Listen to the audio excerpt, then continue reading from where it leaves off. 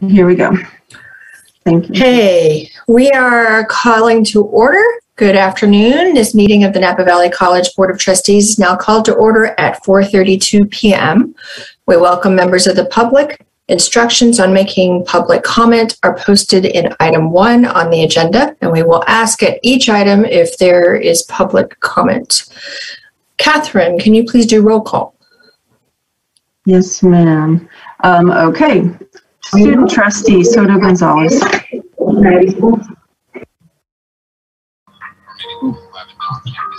David, are you there?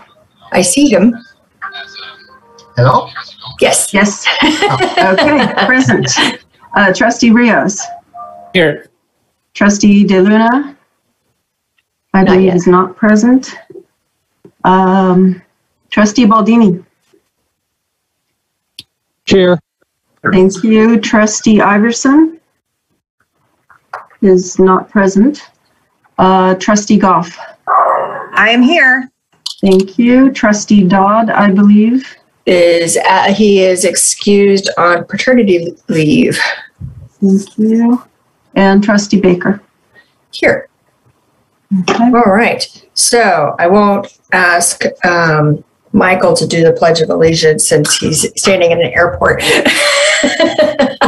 Let's see. Raphael, Trustee Rios, you are not muted. Can you please lead us in the pledge?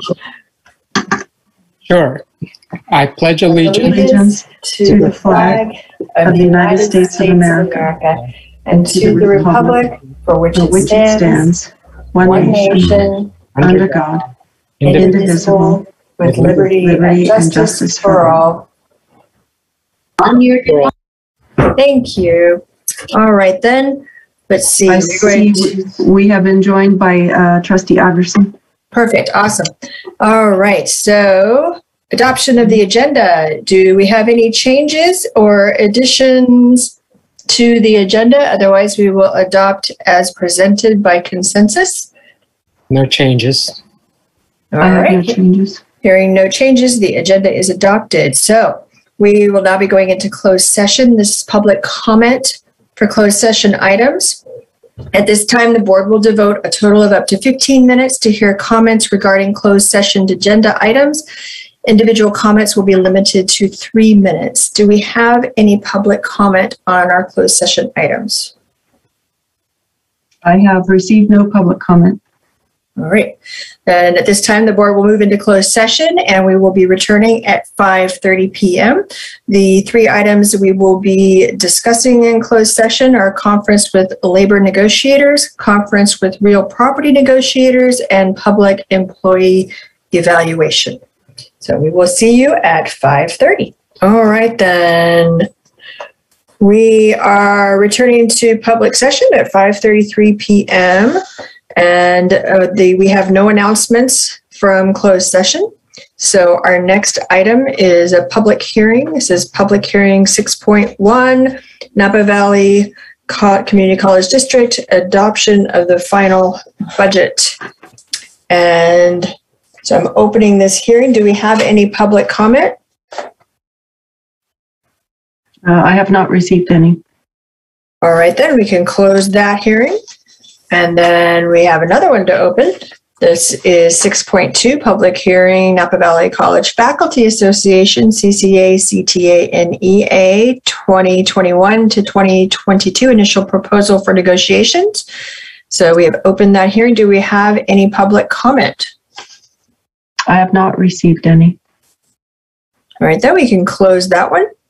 And then now we're on to 6.3, another public hearing, Napa Valley Community College District initial proposal for negotiations with the Napa Valley College Faculty Association, CCA, CTA, NEA for the contract period beginning July 1st, 2021. Opening this hearing, do we have any public comment for this one? No, I'm sorry, I have not received any. Then we could close that hearing as well. All right, so now we are on to 7. So 7.1, it's an information item, recognition of newly tenured faculty. And Dr. Sarah Parker is going to tell us all about these wonderful people. I am happy to do that.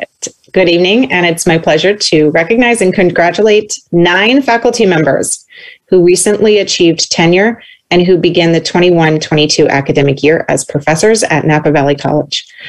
Tenure is a 4-year process that involves peer review, student feedback, and evaluation. And these faculty members have demonstrated not only strong teaching skills, but also contributed to the college as community members, program coordinators, mentors, innovators, community partners, and more. Thank you to the peer review teams who helped carry out the coaching model and the Academic Senate for helping to facilitate a coaching model. Congratulations to each of you for your hard work, what you bring to your disciplines and to the college. I would like to invite each of the senior deans who play a key role in the tenure process and have worked closely with these faculty members to speak to their accomplishments. I also want to note that many of the faculty members we're acknowledging, as well as their colleagues to show support, have been able to join us this evening, and I want to thank you for being here. First is Senior Dean of Library, Language Arts, Social Sciences, and Distance Education, Maria Villagomez.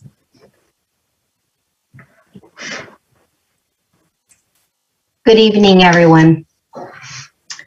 Nicole Carrier, our Spanish instructor who receives tenure tonight. I spotted Nicole from across the library quad the day I met her. I can't quite pinpoint what it was, but I just knew when I saw her that she was our newest Spanish teacher. I welcomed her with a big hug, you know, Mexican style. And here we are 4 years later, witnessing her earned tenure status. I have been fortunate to witness Nicole's teaching style. Her students absolutely love her. Brilliantly, she implements incentives for students to participate, which can be challenging in language classes, except for Nicole. I love the love you have for the Spanish language and its diverse cultures, Nicole. And I know that our program is in great hands with you. Your students are so fortunate to have such a smart, dedicated, and a caring person as their teacher. And we at Napa Valley College are lucky to have you.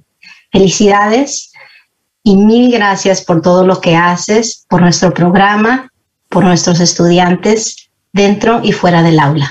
Felicidades. Thank you. Thank you.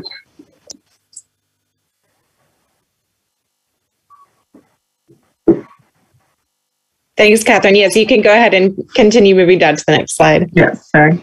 Okay. Doesn't help if you, never mind. Go ahead. Good evening. This is Bob Harris, Senior Dean of Health and Safety, and I'm very pleased to honor and recognize Professor Ricardo Guzman as a professor and program coordinator of the respiratory care program. Ricardo came to us 4 years ago when he was hired to serve as a full-time faculty member and the director of clinical education, as required by our accrediting agency. He has many years of experience as a respiratory therapy professional, as well as a wealth of experience as a bedside practitioner and respiratory care practitioner. He hit the ground running when he came to campus and has been an asset to the program and the campus.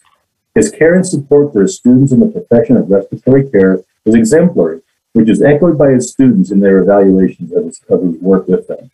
He has made subtle changes to the respiratory program in his time here, which has resulted in strengthening an already strong and well-respected program. His wife is a respiratory practitioner as well, and his daughter is taking classes in the psychiatric technician program here at the college.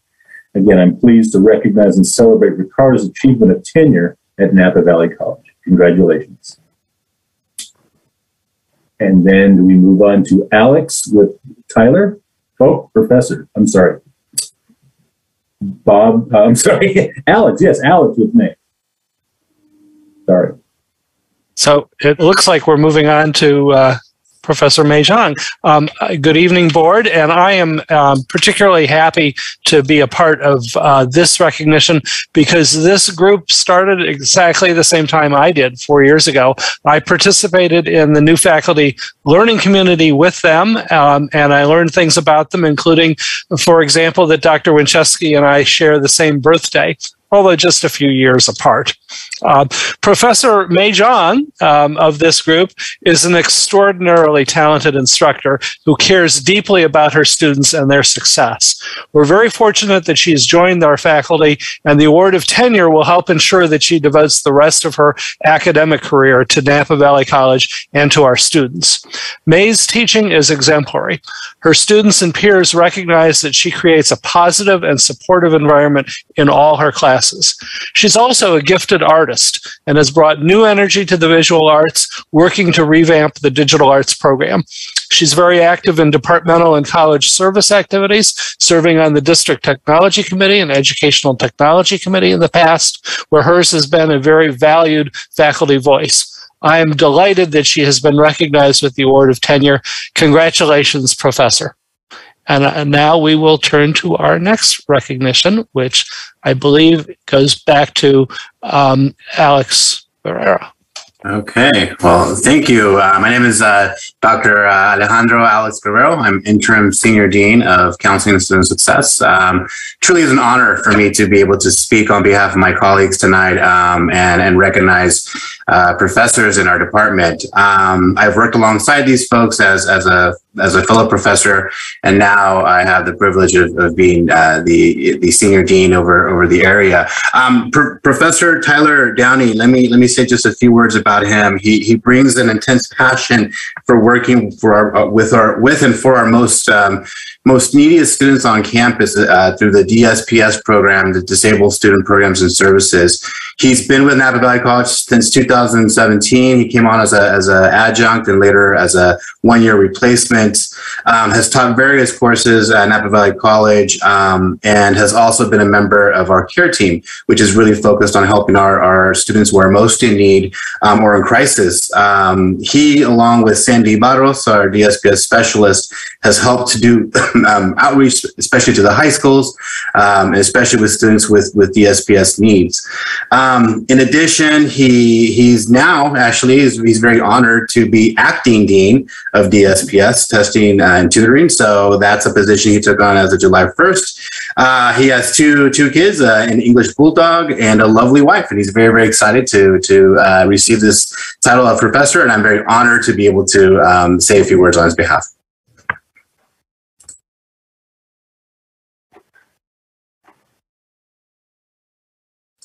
Okay, and I will keep talking. So it's the privilege again of being in this position. So I'm honored to speak on my other two colleagues, Professor Eric Martinez and Professor Jamie Houston. Both professors have done amazing work, especially around outreach in our first year experiences in high schools. Jamie, specifically Professor Jamie Houston, has really focused and assisted hundreds of students in high school. Has really all over Napa County to get them into the college and to be successful through a first year experience learning community. She served on various budgets or various committees, the Budget and Planning Committee being one of those, has participated in lots of professional development opportunities on campus, is a proud Puente mentor, so has done that various years, and participated in lots of different events from NVC Founders Day to the orientations that we do on campus. Has also taught career life planning courses, and currently is coordinating the Human Services and Addiction Studies program. So that is Professor Jamie Houston Sylvester. And Professor Eric Martinez, currently he's working with, continues working with veterans, ESL students, student athletes in counseling capacities. His primary role and what he's done over the last couple of years is, again, working closely with high school seniors, getting them ready for Napa Valley College, provides ed plan workshops, orientations, lots of work with our local schools, many presentations in the community. He's also proud to say this year he's taken on the Puente coordinator position. So he is actively working with the Puente students. Prior to that, he was a mentor and did lots of work with them as well. So it's my honor to recognize Professor Eric Martinez, Professor Jamie Houston Sylvester, in receiving tenure. Congratulations.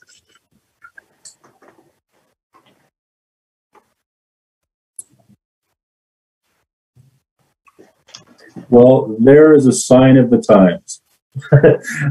Professor Ida Logan in her PPE instructing during the COVID pandemic. Ida came to us, and I'm so pleased to recognize her achievement of tenure. She stepped into a challenging situation, a very challenging program at the time when she came and joined us, and she has provided solid instruction, solid student support, and outstanding departmental teamwork. Her background in mental health and her licensure as a psych technician has provided her a strong basis for her work in this education of this specialized course of study. Ida came to us from a local facility where she still provides services to the community. She is an instructor who is very compassionate.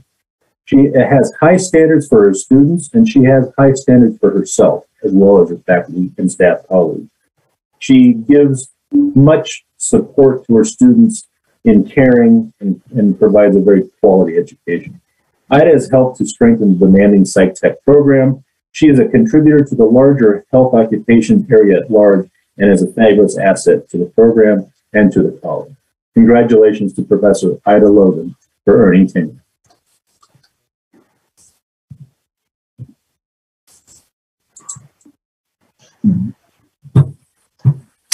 Good evening. I'm Doug Marriott. I'm the Senior Dean of Career Education and Workforce Development, and I'm very grateful for this opportunity to recognize Professor Claudette Chateau for becoming tenured.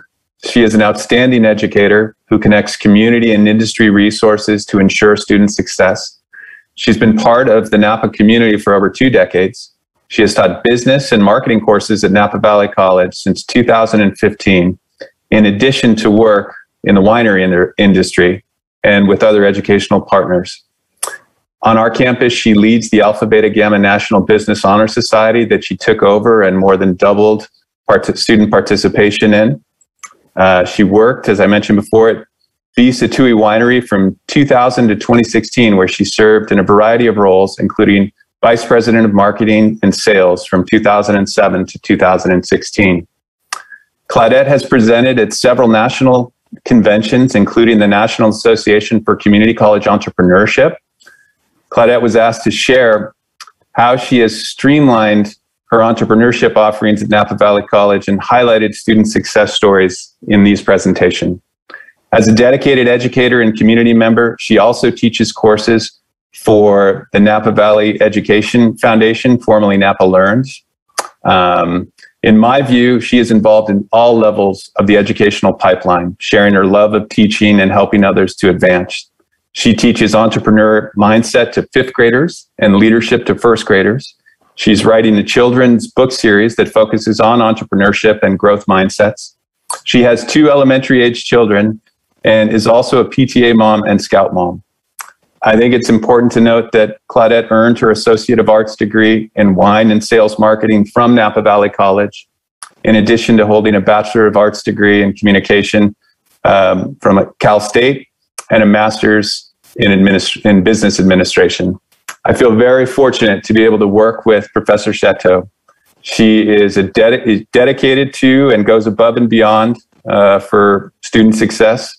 Her real-world experience is invaluable to share with students and it's matched by what I view as a great heart as well. Congratulations, Claudette.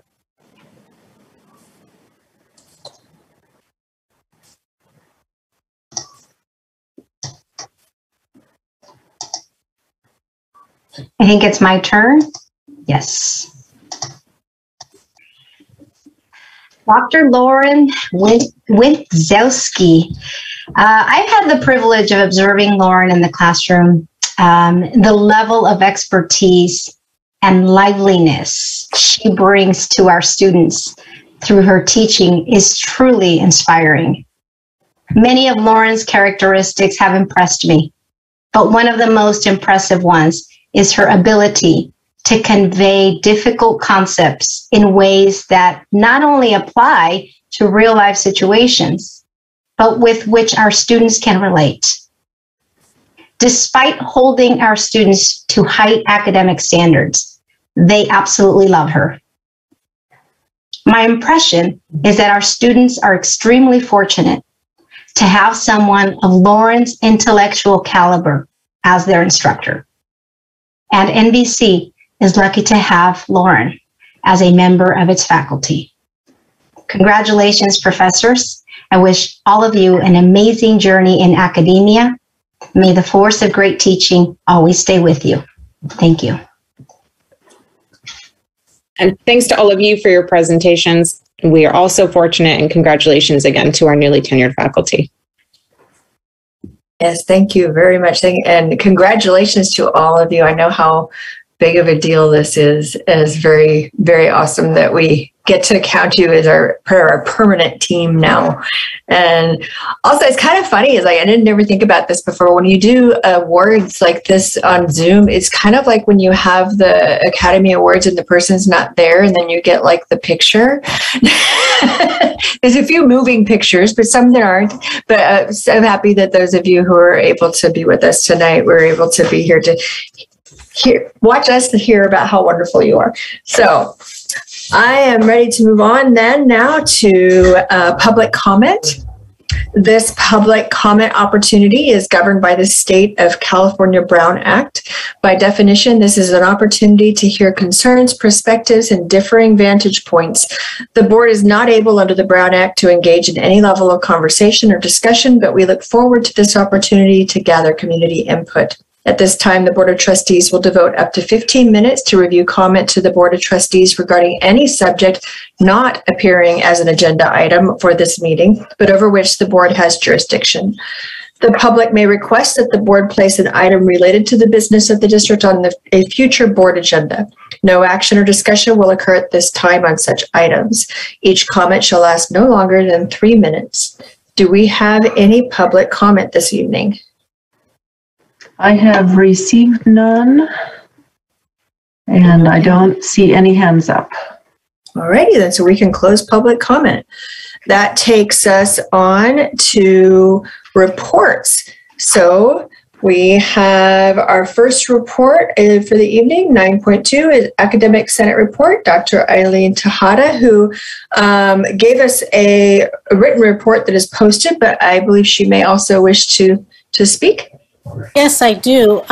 Good evening, trustees, colleagues, and the Napa Valley College community. Tonight, I beg the indulgence of the board chair. I may go over, but as provided by Ed Code in relation to the Academic Senate, I choose to invoke that. I promise I will keep track of the time. I want to first, on behalf of the Academic Senate, I wish to congratulate my esteemed colleagues on their receiving tenure. Your expertise and dedication to academic excellence strengthen our faculty and ensure the academic success of our students. So congratulations. I wish to open my comments by first just letting Catherine know that I emailed the wrong written report. So Catherine, if you would switch out the documents on Board Doc, I would greatly appreciate it. I wish to acknowledge the sacred land where we work, live, learn, and build community. That has been a place where people have lived for over tens of thousands of years. The land in the Napa Valley is the territory of the Patwin, Mishwal, Mustitzdil, and Mayakma and Miwok, who have stewarded this land for hundreds of years, hundreds of generations. I extend my requests to the citizens. I extend my respect to the citizens of these nations today and their ancestors and all indigenous people. And I also wish to affirm that this land acknowledgement is insufficient. It does not undo the harm that has been done and continues to be perpetrated now against indigenous people, our land, and our water. I went ahead and outlined the activities of the Academic Senate for this semester. And so if the board has any questions, I would entertain them now. Hearing none, I will continue to the concerns with the presidential hiring timeline and committee composition. I want to thank Trustee Baker for coming to the Academic Senate business meeting and for coming to our executive committee meeting. You have heard personally our concerns in the Senate, and I just want you to know that your presence there was seen as an act of caring and listening. So I want to thank you for attending. I wish to urge the board to reconsider the timeline and the committee composition. You will be hearing again more formally from the Senate, from the Academic Senate, in the form of a resolution to communicate all of its concerns and about the Board of Trustees, the way you are handling the presidential hiring process. We would like time to reflect and dialogue about the type of leadership that Napa Valley College will need to take us into a future filled with uncertainty, the effects of climate change, and state mandates. Certainly after a decade of having Dr. Kraft as president, the job description has changed, and we really want an opportunity to reflect on what we will need as a community, as a whole. We are also worried that a mid-year hire raises concerns about the quality of the candidate pool. And then lastly, the concern about the size of the committee given the complexity of the duties of a college president. So we urge you to consider our concerns and maybe change course. I included as part of my board report the Phase 1 assessment of the Academic Senate Instructional Design Institute. I hope that you will read it and that you will see the work that is being done, and that we hope will continue to be done as we consider the planning for the IEP funds that will be coming in later this semester. Lastly, in order to preserve the public record, as a part of my report, on behalf of my colleagues, Professor Christine Pruitt and Professor Hope Scott, I am including their written comments to the board, read during public comment at the June 2021 board meeting. Their comments support my observations of the Napa Valley College Board of Trustees' action and behavior towards me as racist. That is, the behavior of the members of the Board of Trustees, absent Trustee DeLuna, demonstrated implicit bias based on my race and gender. Thank you. This concludes my report. Thank you, Dr. Tejada. So I believe next we have Administrative Confidential Senate Report. Mr. Robert Harris, President. Good evening. Good evening, trustees, colleagues, and Napa Valley College community. I'd like to first begin by noting President Dr. Tejada of the Academic Senate and the concerns regarding the timeline and the expediency with which the search can go on. Also would like to acknowledge and thank that I'm looking forward to personally as part of the constituent president group is meeting with Trustee Goff tomorrow to review feedback from our administrative confidential group along with the Senate, Academic Senate, and others. Now it was late, I posted my report, but I'd like to go through it, and Catherine has a little presentation to go along with it. So the Administrative Senate, comprised of administrative and confidential employees of the district, has been working hard to have everything in place to begin the 21-22 academic year, our second year under COVID-19. At the August Board of Trustees meeting, I gave a brief narrative about the plans for the year by noting that the Administrative Senate would be engaged in a variety of initiatives that will make Napa Valley College a better place. Senate members are engaged in planning and participating in campus-wide events to enhance and improve cultural diversity, equity, and inclusion. Recent dialogue among the Administrative Senate has elicited some ongoing, concerning, and provocative discussion about the administrative and confidential staff's bandwidth and scope of duties and the need to step in to support college-wide initiatives within the context of recent key, current, and upcoming vacancies in the ranks of the administration. Administrative confidential staff is integral to and supportive of the overarching institutional goals and aspirations, and as such treasured and dependable, and as such are treasured and dependable ambassadors of the institution. Faculty, students, and staff in the community, the region, and indeed statewide. Like our faculty and classified professional colleagues, our goals are foundational to the stability and optimal success of our organization. Some of those goals are to recruit and attract highly qualified and competent candidates to our open administrative confidential positions, retain highly qualified and competent candidates and incumbents, maintain administrative stability and consistent practices within the organization, improve and sustain the overall health and welfare of the institution, and share values to foster a culturally sensitive, inclusive, and diverse campus to engage and endorse mutual gains by all. Recently, the Administrative Confidential constituency has seen the degradation of stability within the group as individuals have left to perhaps or allegedly move to greener pastures, they've retired, or have sought other opportunities. While expected to some extent, it is also a harbinger of what may be coming. In fiscal year 2015-16, the Administrative Confidential Constituent Group and the Classified Professional Group received a 3% cost of living adjustment. The Administrative Confidential Group has not received any further across-the-board increases for 5 years.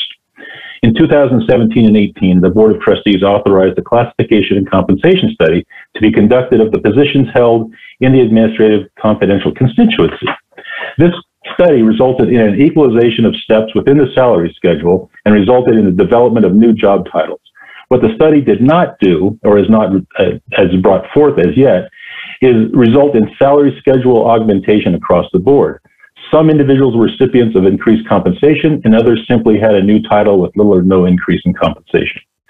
The study compared Napa Valley College to the following institutions and districts and found that, in general, compensation for the Administrative Confidential Group lagged behind them for comparable positions. These institutions were College of Marin, Contra Costa District, Los Rios District, Peralta District, Santa Rosa, and Solano.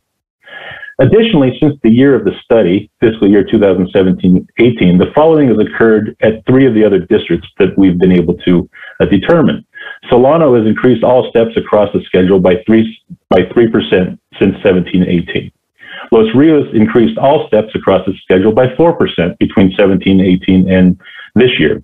And Santa Rosa has increased all steps across the schedule by 18%.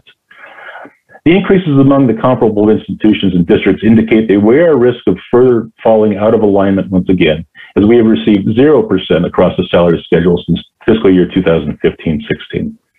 There's been much dialogue since our last Administrative Senate meeting around this topic. We all have the same goal in mind: maintain institutional knowledge, health, and welfare, maintain and improve a campus that is diverse, inclusive, and equity-minded, and serves the students in all the best manners possible. The Administrative Confidential constituency looks to campus leadership to join us in a dialogue in a workshopping fashion to address compensation equity and identify opportunities to help us invigorate and foster a campus culture moving forward that is conducive to long-term learning, retention of quality personnel from diverse backgrounds, and student success. That concludes my report. Thank you. Thank you, Mr. Harris. Next, we have a 9.4 Associated Students of Napa Valley College report from Marcus Texan. His report has been uploaded, as he is not able to be with us today because I guess he's getting a Student of the Month award from NVUSD. So good for him. All right. So 9.5 then we have Classified Association report. Dixie Larson, president, newly elected president. Welcome, Ms. Larson. And can you give us your report? Oh, wait, stop. Thank you. I'm sorry. Wait. Marcus Texan is present. I'm sorry. Oh, he's here. Congratulations, Marcus. Sorry to interrupt. It's all right. Did you want to go ahead and say anything for us? Yes, thank you. I just wanted to clarify a few things because we did wrap up our first regular meeting of ASNVC today.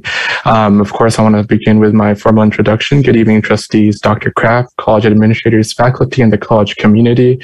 Alongside my written report, ASNVC did not pass their bylaws at this first regular session upon the guidance and advice of Nancy Klein from legal. Due to we still have to iron out a few things, and we're hoping we get it done by our next regular session. However, of course, we want to make sure everything's accurate, legal, and we follow all the rules when it comes to governing and all of the sort. Other than that, everything else on my written report is accurate. That is all. Thank you. Thank you. And congratulations again. I hope you are finding times to sleep occasionally. All right, Ms. Larson, please, you have the floor. Thank you so much. I don't have a report either. I just was taking tonight to sort of test the waters and see how it works now. So I'll definitely be prepared next time. Thank you. Thank you. All right, then. So we have 9.6 Classified Senate Report. Martin Shoemaker, President. Are you with us, sir? Can you hear me? I can. Okay. There's no real report. It's nice to see faces back. We got more students on the field, and I think the grand reopening in the spring, I'm looking forward to it. And there'll be big changes when the kids come. So that's all I have to report. And we are also interested, and I got to check in with Ms. Goff to go ahead and check with those questions on the new president selection. And I'll try to get back to her tomorrow. Okay. And that's the gist. Good to see you guys. Thank you. All right, then. So we have now 9.7 Faculty Association Report. Ms. Christy Iwamoto, President, is with us. Yes, I'm with you. Good evening, board. Good evening, Trustee Baker. I just wanted to welcome Marcus Texan and Dixie Larson to our meeting. Both of them I've worked with as colleagues in the past, and I know that they are going to be great in their positions. So I'm really, really looking forward to working with them in this capacity as well. I also wanted to say congratulations to all the newly tenured faculty. We are very, very pleased to have you here, and we are very fortunate to have you here. I like to get all the good news out there, and then of course there's always the not so good news, which is not so bad. It looks like we are set with the contract, so that's excellent. We are, we're good to go on that, and we're looking forward to resuming negotiations next week on some items. But I did want to echo my colleagues, Professor Tejada, Dr. Tejada, and Dean Harris in their concerns. It's going to be like deja vu all over again. Actually, Trustee Baker was at our Academic Senate meeting, and I spoke on this, so she's heard this already. But of course, I'm sure everyone wants to hear it. So, and thank you very much for attending that meeting, Trustee Baker. Yes, the concern that I have is not unlike the concern that my colleagues have. First, being about the committee composition and the feeling that we do not have adequate representation of some of our groups, including faculty, on this hiring committee, as well as some as direct input into the person who will be leading us into this next phase, and also the timeline. I do, and I've spoke mostly about this at the Academic Senate meeting, which is that for me, I just feel as though this is me speaking as me, but as union president, I feel that when you go out for a presidential hire, yes, you do need time to sort of reflect and take a look at how this last administration did things well, what things they could have improved, and let that inform the way that you pursue a new president because you have a clear idea and a clear vision of what it is you want and what it is that you don't want going forward. And I feel that the timeline, you know, I know it's sort of still a living thing, but it does feel to me that that reflection is not adequately going to be provided because it is feeling like it is a rushed process. I also do worry that the quality of candidates that are sitting around and twiddling their thumbs in October, November, or even mid-year, may not necessarily be the candidates that we are looking for, nor would candidates who are willing to drop whatever job they have mid-year to come to our school, just because someone who would be willing to drop what they're doing mid-year suggests, what is it they say? Then maybe in a couple of years, they decide to drop us mid-year, right? And so those are the concerns. I want someone who's going to be there for another decade, ostensibly, right? I want somebody who is going to have sticking power and not to have to do this again. And if that takes us a few more months, I think that is well worth it. So I just wanted to put that out there also, that I do have those concerns about the hiring committee, but I am optimistic and I'm looking forward to this new phase. I just hope that the board indulges my thoughts. Thank you very much, and that is my report. Thank you very much, Ms. Yamamoto. So next we have general information discussion action items, 10.1 President and Cabinet reports. Dr. Kraft. Hello, and thank you for those comments. I would call again on Cabinet. When we checked during Cabinet meeting, I didn't see, just raise your hand if you have something that you would like to go. Okay, Charles is going to go first, and then we will work our way down through a series of stuff. The CEO search a little bit, emergency ops plan, some COVID update, and some other things as we go. Sarah, no? And Oscar, no? I do have a one slide. Okay, thank you. Okay. All right, let's start with Charo, and then we'll move to Sarah, and Oscar, you can join if you so choose. Okay. Good evening, trustees and Napa Valley College community. On November the 11th and 12th, our campus will be closed in honor of our veterans. I want to take this opportunity to say thank you to all of our veterans in and beyond our community for their service and their sacrifice to our country. Please, I encourage all of you to take these days to be involved in the activities within your communities in honor of our veterans. I also would like to thank our Classified Professionals Union, as well as the Faculty Union, for their collaboration and support of us closing our campus down in honor of Veterans Day. When, again, those dates are November the 11th and November the 12th. Thank you. Thank you, Charo. Sarah. Okay, great. I think Catherine's going to open up my one slide there for you. Last fall, you, Board of Trustees, approved Napa Valley College's participation in the Degrees When Due program. And as we are approaching the reporting deadline with the Institute for Higher Education Policy in October, for my report tonight, I wanted to provide you with a brief summary of the work that's been done over the last almost year. The Institutional Research Office helped us to identify a universe of cases using specific metrics. For example, students that attended NVC between 2015 and 2020 had accumulated 60 units and a number of additional metrics. Of these almost 700 students who fell into this category, we reviewed the data to see if and how the population differed from our typical student population. Admissions and records, and specifically, I'd like to appreciate Angelica Torres, Dixie Larson, and Francine Turner, reviewed a first set of transcripts to see how close these students were to earning a degree.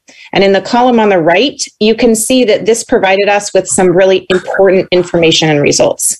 So we have 3 immediate next steps.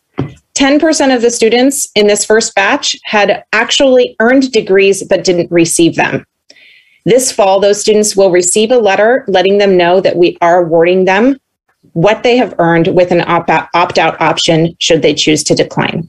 We'll be reaching out individually to those students who are missing only a couple of classes and invite them to meet with a counselor and return to NVC to complete their course of study. We'll also be contacting all of the students in our universe of cases as we approach spring semester registration in hopes of reconnecting and encouraging their return to our campus.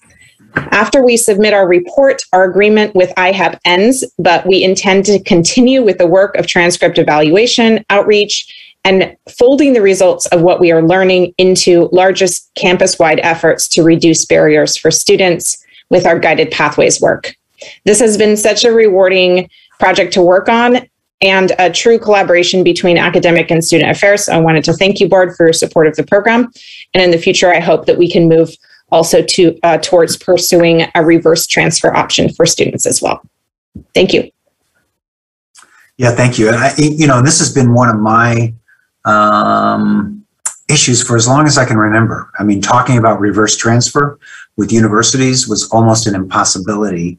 And, life happens, right? And so I think those students out there who would so benefit from having a degree listed on their resume or on that job app is just unbelievably powerful. I'm really looking forward to this, Sarah. Thank you for the leadership here. Let me jump to Oscar. I'm sorry, I don't think you did, but I just want to call on you. No formal report of the craft, but I do want to reiterate the kudos and the plaudits for new tenured faculty, and also and in particular those who are part of the counseling division. That's Professor Houston, Martinez, and Downey. I've worked with all these professors off and on here and there in different venues and different settings. And so I just want to say welcome to the tenured world and congratulations. Thank you. And I joined that too as I was reflecting on you. All of you sat here in this office and interviewed, and it's exciting to see that here you are now you're tenured. So very, very fun to see. We are going to move now to an information item on the CEO search. I'm going to call on Jennifer Baker first, though, to kind of set this up. Dr. Kraft? We have a couple of more reports, foundation and accreditation. You jumped us forward. I had them out of order here. I'm so sorry. Yeah. Yes, thank you. Thank you. And no disrespect to either Jessica or Dr. Warnell. So Jessica, why don't you go first as the executive director of the foundation? Sorry. Sure, no problem at all. Good evening, Board of Trustees and Dr. Kraft. We have a busy month in October coming up. We have a couple of events. We have our President's Circle dinner that's going to, I'm sorry, it's not a dinner, it's a breakfast. That's going to be on Friday, October 15th. The following day, we do have our board retreat planned on Saturday the 16th, and it looks like we will most likely be doing that at the Mount Veeder property, but we're still figuring out our schedule and all of the details. And one of the big things, as I've reported on before, that we've been working on in preparation for the retreat is looking at the foundation's vision and mission, at our core values, and at our goals. And we have a fundraising consultant that's been taking a committee of us, about 3 board members and myself, through the process of developing all of this information. And I didn't have I didn't want to share tonight a document with everyone because I wanted the board to vote on it and approve it. But I thought I'd give you just some brief update on kind of where we're at right now.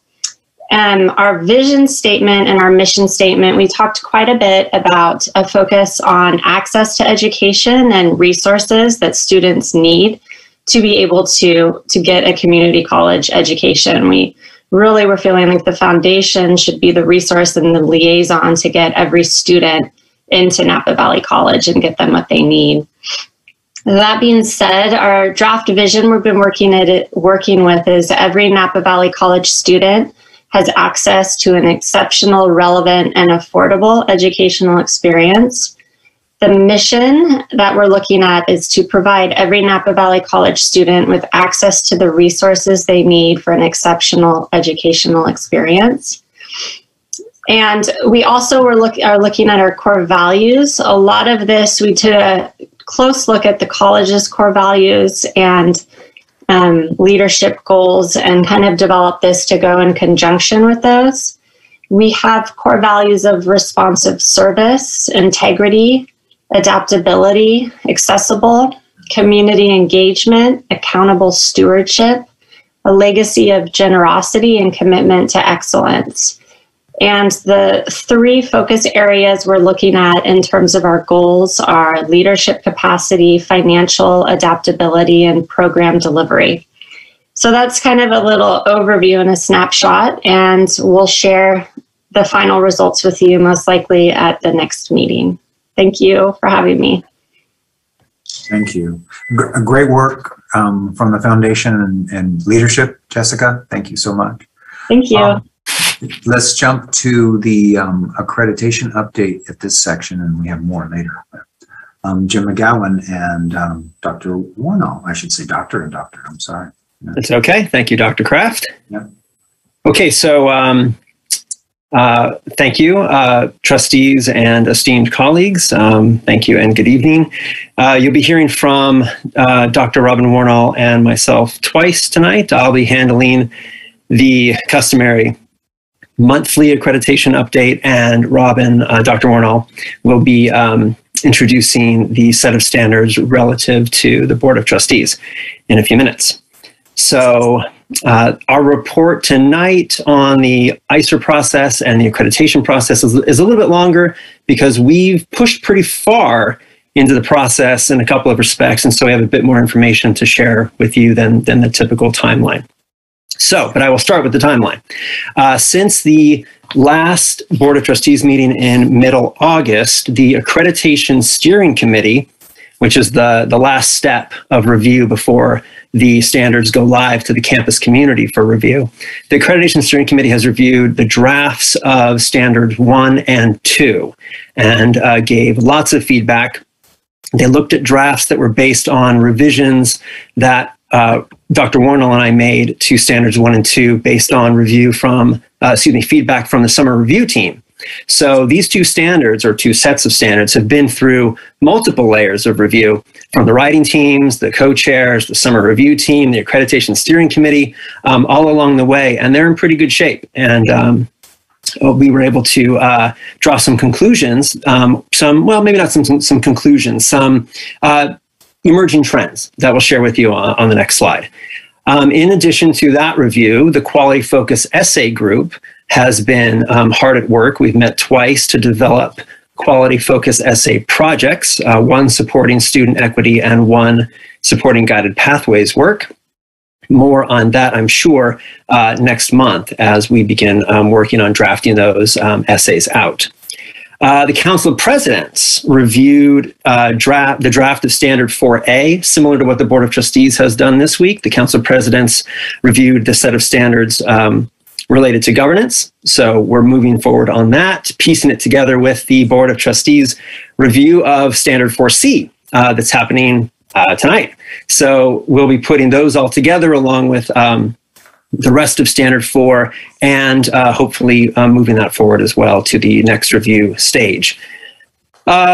Standard 3 is it's an ongoing concern. I think Trustee Baker, you asked last time if there were any concerns we should be aware of. The ongoing difficulties with Standards 3 and 3C and 3D specifically are still an issue.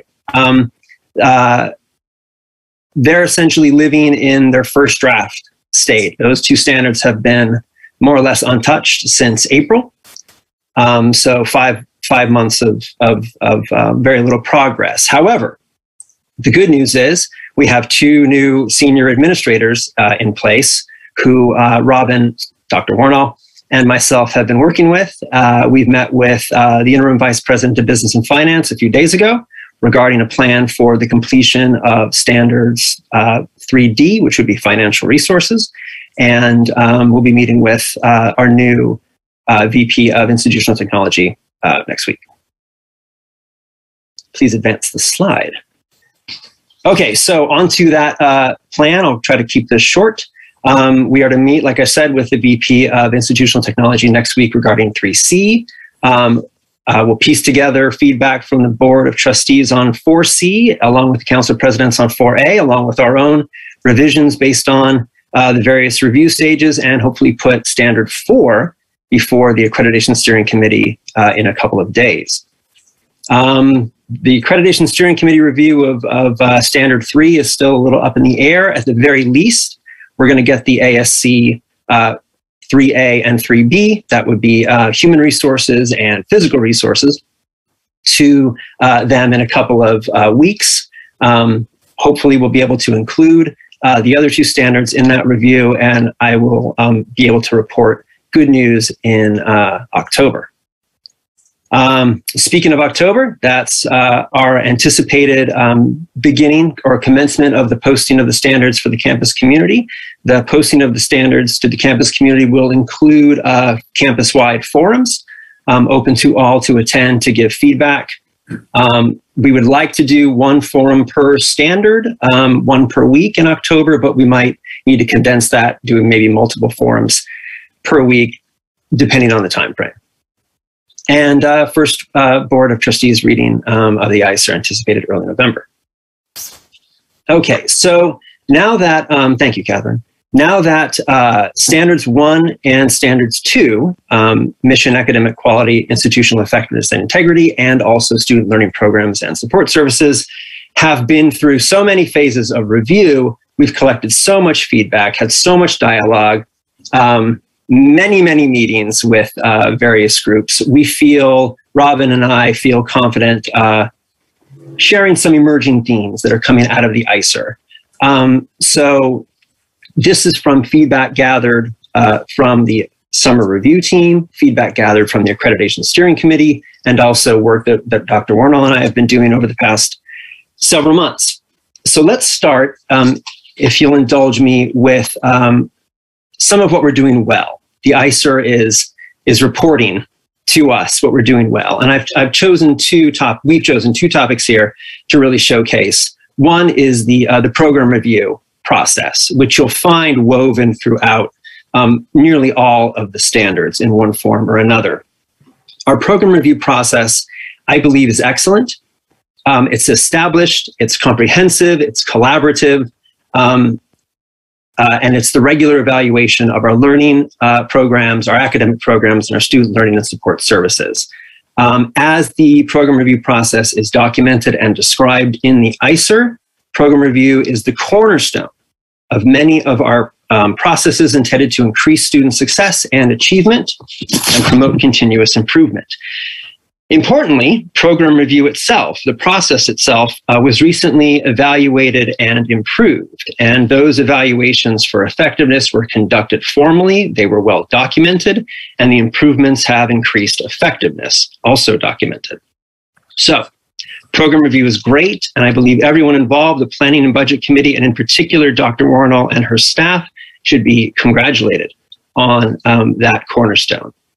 The other thing I'd like to mention is our SLO assessment regime, for lack of a better word. You might remember that the 2016 external evaluation report included a recommendation regarding student learning assessment, including a recommendation that NVC identify SLOs at the course and program level and develop assessment that is ongoing and systematic and leads to quality improvement. This was an accreditation recommendation. Well, I am happy to report that as of today, NVC has identified SLOs for all courses, recorded on the course outline of record and communicated to students on course syllabi. And NVC has identified student learning outcomes for all instructional programs and academic support services. Courses, instructional programs, and student support services regularly assess SLOs according to established cycles. And since 2016, SLOs are assessed for 91% of courses, 98% of degree programs, 93% of certificate programs, and 100% of student services. So I think that's great. I think the ICER is going to show our assessment related improvements really well. And I think everyone involved in putting that together should be congratulated. I think most especially my academic senate colleague and outgoing learning assessment coordinator, Christy Pruitt. Okay, so the ICER is also revealing some challenges that are facing our college. And these are things that were pointed out by the review teams, by the accreditation steering committee, and that Robin and I have noticed emerging from the responses. These are not things I think that are going to be addressed by the submitting of the ICER, but they are certainly things that we believe that NVC should prioritize working on in 2022 in anticipation of the visiting team's arrival. Our mission and values statements need updating, and we need to establish a procedure for the regular review of that mission and values policy. We need to establish an institutional culture of formal cyclical evaluation of all of our practices. What I said earlier about the established documented evaluation of program review and changes made to improve effectiveness of that process, unfortunately can't be said of all or even most of our practices here at NVC. So we're going to need to work on establishing these cycles of regular evaluation documented. Again, this is emerging across the ICER. Part of that might include streamlining, improving the policy and review and revision procedures that many of the people in this meeting are familiar with. The library, the sufficiency of library and learning services resources are going to need to be looked at, how we determine the sufficiency, how we ensure the sufficiency, and how we maintain sufficiency as the need to serve students equitably ebbs and flows. Faculty roles in the selection of library and maintenance of library materials and services needs to be examined, as does the linkage between program review and division unit plans and the selection of library resources and services.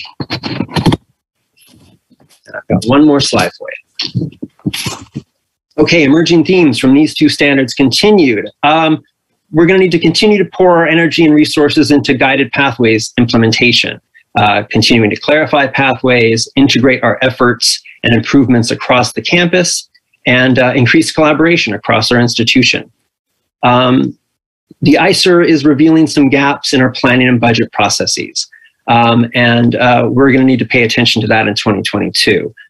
Focusing on bridging gaps and facilitating collaboration, improvement of understanding and communication to increase transparency. That's a common refrain in the responses that we're seeing. The use of learning and achievement data in the planning and budget development, a more direct and documented use of learning and achievement data in all aspects of the planning and budget development processes. The role of the Planning and Budget Committee probably needs to be examined again. And a planning handbook, something like a guidebook that all of us can use to better understand our planning processes and make them more effective. And a lot of this is going to hinge on developing good administrative procedures. So part of the ICER is revealing, parts of the ICER revealing that we lack defined APs. Three that come to mind relative to things I've talked about tonight: AP 1200 should ensure regular review of the mission. AP 2410, which is currently under development but not yet approved, updates and hopefully makes more effective our review and revision process for policies and procedures. And AP 3250 would be our planning AP. So that's still in development too. So getting those done would be a great first step. Again, that's a short summary. Didn't seem so short, I'm sure, but short summary of what the ICER is revealing to us after all of these layers of review. I thank you very much for your indulgence. That concludes my report. Thank you, Jim. a scholarly presentation. I liked it, and entertaining as well. So there you go. Good information. It really is confirming what we believe, and this process is very, very strong. So I'm really looking forward to it. Thank you. It's coming along. I want to call on Holly to do an update for communications and public affairs. Thank you very much. Good evening, trustees, colleagues, and guests. And thank you for the opportunity to provide a brief update on just a few of the activities in public affairs and communications. What you see here is the I Can campaign, which is from the Chancellor's office that we have adapted. There are a variety of different assets that we are using through social media and other promotions. Next. On August 24th, the Chancellor's office visited us with a camera crew to film a video about our viticulture and wine program. And we are delighted to have our program serve as an example of the Chancellor's vision for success. And perhaps at the next meeting, I'll be able to share that video with you. Next. So in addition to promoting things like Club Rush, free groceries, laptop loans, and transfer workshops, we've been busy promoting late start classes at Napa Valley College. Next. Also targeting students who are taking 9 units to encourage them to consider increasing to 12. Next. We've been reminding them that their voice is important and they should be participating in the upcoming election. Next. We've been helping our theater and music departments get the word out about auditions for their fall productions. And I hope we had a good turnout last night. Next. And we've been sharing messages of compassion. Our thoughts are with the Lake Tahoe community, college community, and everyone who's been impacted by the wildfires burning across our state. Next. And we also shared our respect for the U.S. service members and other victims who were killed in the tragic attack outside of the Kabul airport. We raised our flags to half-mast, but then we also shared that via social media and shared our sentiments and paid respect there. Next. Next week, we will be celebrating Hispanic Serving Institution Week and share success stories of our alumni, staff, and students.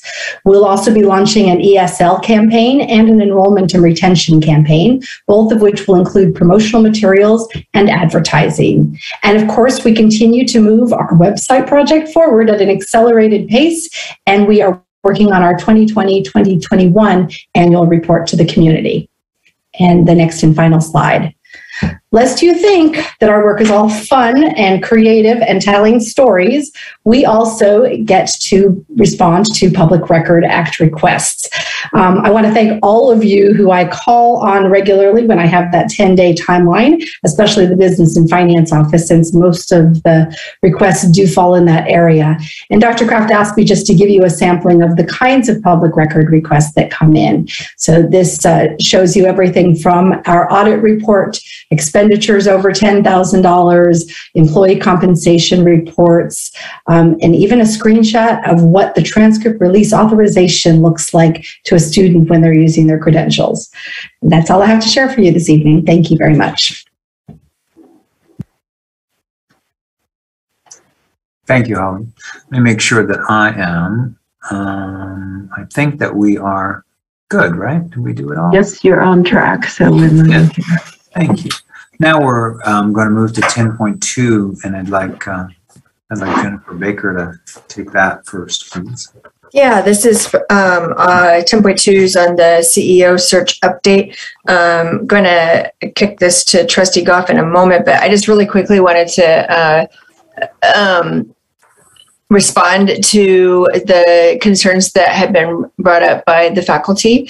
It was noted a couple times that I did go to the Senate meetings, and which I really actually enjoyed. It was interesting. It's very interesting to see how the Senate works, and we see the formal resolutions and reports and things, but it doesn't. I don't think those accurately reflect the really thoughtful thinking and discussion that goes into those meetings. The participation is open, it's inclusive, it's all the things that we all try to be all the time. So I just want to let you know that we do hear and understand your concerns about the timing and timeline, but I would urge you to trust the process and know that we're committed to finding an amazing person for this job, and we won't settle. And we're looking forward to working with the reps from the constituencies, hearing and incorporating their input into our next steps and via the hiring committee. And your commitment to this process is going to go a long way to ensuring that the board finds that amazing person. So I'm going to pass this off to Trustee Goff, who is serving as our hiring chair. Yeah, just a really short update because we're really just in the infant stage of this process. So one of the first things we're doing is to make sure that we hear from the constituents. So as was mentioned, tomorrow I'll be meeting with the 4 presidents who have been asked to collect information and send it to me for the meeting. Once we get that, it will certainly be used. Their thoughts and ideas will certainly be considered as the Board of Trustees works with HR and our consultants to develop a job description and announcement for this employee of ours. So we're looking forward to really hearing what you have to say, and we'll work on getting the best job description out there that we can. And that's all I've got. Thank you. Then looks like we are on then to 10.3, which is our emergency operations plan update from Chief Amber Wade, who is with us. Hello, board and everyone in attendance this evening. I just wanted to give you all a quick update and let you know, with a special thank you to our former Chief of Police, Ken Arnold, and the Emergency Response Committee, that our Napa Valley College Emergency Operations Plan has been updated. We have one of the most thorough and tailored plans of any educational institution in the country, which is a good thing. However, when you have to do a full update on it, it sure takes quite a while to do that. So, and as you all know, a plan is really only as good until it's tested. And after that, you have to go back and revise. And I would say us here in Napa Valley, we've been tested these past 5 years. So this update was a complete overhaul, including things like updating language and addressing prior issues that we've had while using the plan going through emergency situations. I wanted to highlight a few things, one being our hazard analysis. So the update on this was done with the help of Matt Christensen and myself participating with Napa County and some various other cities, St. Helena, Calistoga, and some other schools as well. We all participated in this big project of identifying and mitigating hazards in Napa. Our major concerns here currently, you all probably know, earthquakes and air quality. So that would be here at the college. Granted, Napa has some more, and I know you all know that fires is up there within Napa County. So some other things that were updated were our working annexes. These are things like our buildings and utilities, care and shelter, and our emergency communications plan. And the last thing I wanted to share is one of the most useful parts of our plan, and that is our resources section. So this section includes plans based upon events that we have experienced here at the college. One example is the updating of our degraded air quality plan and actually pulling that out of our campus closure plan. Because we've had this put to use a few times, we figured it should be a standalone plan, this making it easier to use and find. All of this work will continue. We will continue to add and update as time goes by. But I will say, in all honesty, I hope we don't have to use our plan in the next few years, but I know that's doubtful. I'm still keeping my fingers crossed. That is all. Thank you very much. Thank you very much, Chief Wade. All right, then. We are on now to, speaking of COVID-19 update. So, Dr. Kraft. Let me do a little bit of a round robin. I do have a PowerPoint here just to share, and I think my role, let me see if I can do this, host, disable, you'll have to let me share this if you can, Catherine. There you go. Okay, thank you. Let me, it says I can't start while another participant is sharing. So, oh, I'm so sorry. Yeah, there we go. Okay, so let me do this real fast here. short, if I may. Not as complicated as it looks. I think it's going to be that one.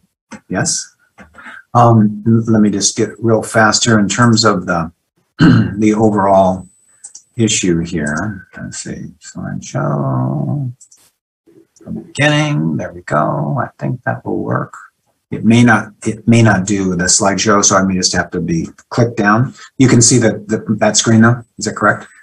All right. So my job to really work with the board. We're going to get at this in October for a more definitive information, but I'd like to kind of just set the stage for it if you can. So it's an update tonight. I have attached for you, and it may be there already, a McKinsey & Company report. McKinsey is one of the premier world consultants. It's a great update. Basically, it's very global and high level, but it drills down. So it's a good one for you as a board to look at. Many of the other CEOs in the state are sharing similar materials. It's entitled "When Will the COVID-19 Pandemic End?" and it's an August update. They do one. These are the highlights from it. Pandemic and emergency measures will continue. Uncertainty is here. Back at the turn of the century, 2000, there was this term called permanent whitewater, and some of you remember that. We are in permanent whitewater. COVID, pandemic, variants will always be here. There is no eradicating this, and that's the deep science and the long-term piece. So it's important for the board to recognize this in policymaking. More variants will develop, and they may be resistant to the current vaccines, and we know that there's a lot of improvements going on there, but that's where we are. Vaccine hesitancy is the term, I think a more pejorative term is like no vaxxers or that kind of stuff. But, generally speaking, there's a hesitancy about that. What's important for the board to recognize, and maybe globally, is cautious versus very unlikely. Right now, the cautious and unlikely group they're in one group. So it represents maybe like 30 or 40% of the population, maybe more. There's a big difference between cautious, right, who are willing to change their mind, adapt, those things, and unlikely. Those are the folks who are not going to, very unlikely to take the vaccine no matter what. And it's important only for us to recognize that we have all of these folks in our college, in our community as well. There are people who are on all ranges. And the final piece of this is an endemic COVID managed as a constant threat. Endemic, I had to review for myself. Basically, it's going to be something that's with us like the flu. So it's a local, statewide issue, probably countrywide issue. And we'll see more and more movement away from vaccine conversation to treatment. So like you hear when we think of flu or cold or those kinds of things, there's a lot of treatment that you do, right? And there is a vaccine as well. But right now, all the pressure is really on vaccine. So, and I have a reason for kind of sharing this with you. There should be a goal here of, sorry about the little, stuff on my screen, but I think your goal is to do this: establish a long-term, 2-year strategic direction, RE COVID. You need as a board with me and with the entire college to walk through our focus, right? And my job is to keep you focused, define access to quality, safe, in-person instruction for our students. It hasn't changed. It's all about the students, right? Otherwise, as Jim said, we're going to review our mission and vision. And unless we're radically going to change that vision and mission to be something else, it's going to be about this. Define access. These are your goals, right? Define access to enrollment goals for in-person remote learning. We have not done that. Defines access for all college visitors, staff, and students. And along with that, RE vaccine is defined as logistics for compliance. And I've shared with you and the college that they're complicated. This is not, this is going to make enrollment look like a cinch. So we have some logistics to work. Consider adaptations and alternatives for COVID prevention strategies, because this is a moving target. So no matter what we do as an institution, we mandate vaccines or not, that's right now, the landscape's going to shift quickly. And this is not going to go away just because you do something, right? Just do that. Adjust instructional strategies and environmental supports. Obviously, we need the faculty and staff to weigh in about, what should we be doing as this kind of emerges, and define measures for, I couldn't think of a better way to do it, but for measuring student progress, persistence, and educational goals. We got to look to see what happens after we either mandate or we don't mandate, or we change the way that we're doing business and access for students. And we can't look at it any longer to say, that was an anomaly. We're just going to take a look at the anomaly of the pandemic, because it will be hanging with us for a long while, I believe. Let's see, let's get to, this one, COVID on campus between February and June. Thank you, Nancy, for putting this together. No known infections among college staff. In July, we had 3 infected staff, none in August and September. 1 athletic event was canceled because 2 athletes had COVID. No canceled classes yet. And Student Health Services offers this free COVID PCR and antigen tests for staff and students still. We can handle the present load, but Student Health Services would not be able to handle the present load without some logistic changes. And then finally, we're considering a vaccine mandate. All right. Survey of students is going out. Thank you, Holly, for sending this over. Right. Results by September 20th, and the survey will follow for staff to see, as we've talked about, how people feel about it here. Preference for in-person versus online instruction will be in there. Vaccination status. Are you or are you not, vaccinated? Preferences regarding vaccination mandate for the college. Those are good questions to ask. Not all districts ask these questions. I think they're going to be important to help inform the board about where we are. And I think this is pretty current. There's several lists that bounce around in CEO, and there's Holly gets some, Sarah gets some, and this has probably changed even since we came in earlier, but 36 plus districts have mandates in place or deadlines in place. They pass stuff for mandated vaccines. Testing options are available for many of these. 20, and we're one of those. 26 indoor masks, 26 districts, just indoor masks. 3 have limited mandates, and some haven't addressed it at all.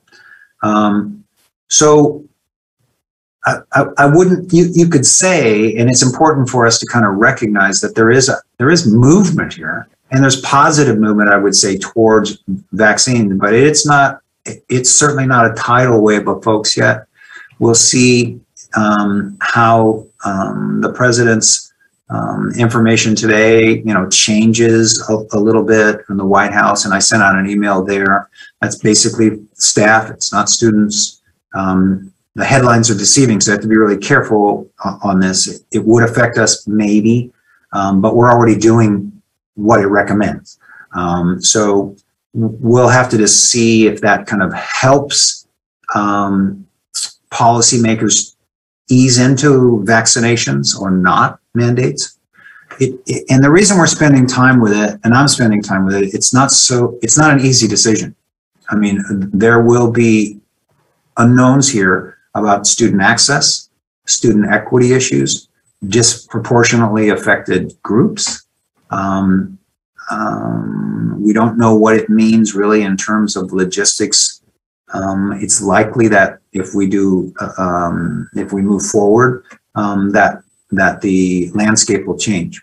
We cannot, however, in talking with Sarah and staff, go much later than our next meeting for you to decide which way you want to go. We really have to nail this down for faculty and staff and students, so everybody is clear, at least on our decision, and that's fine.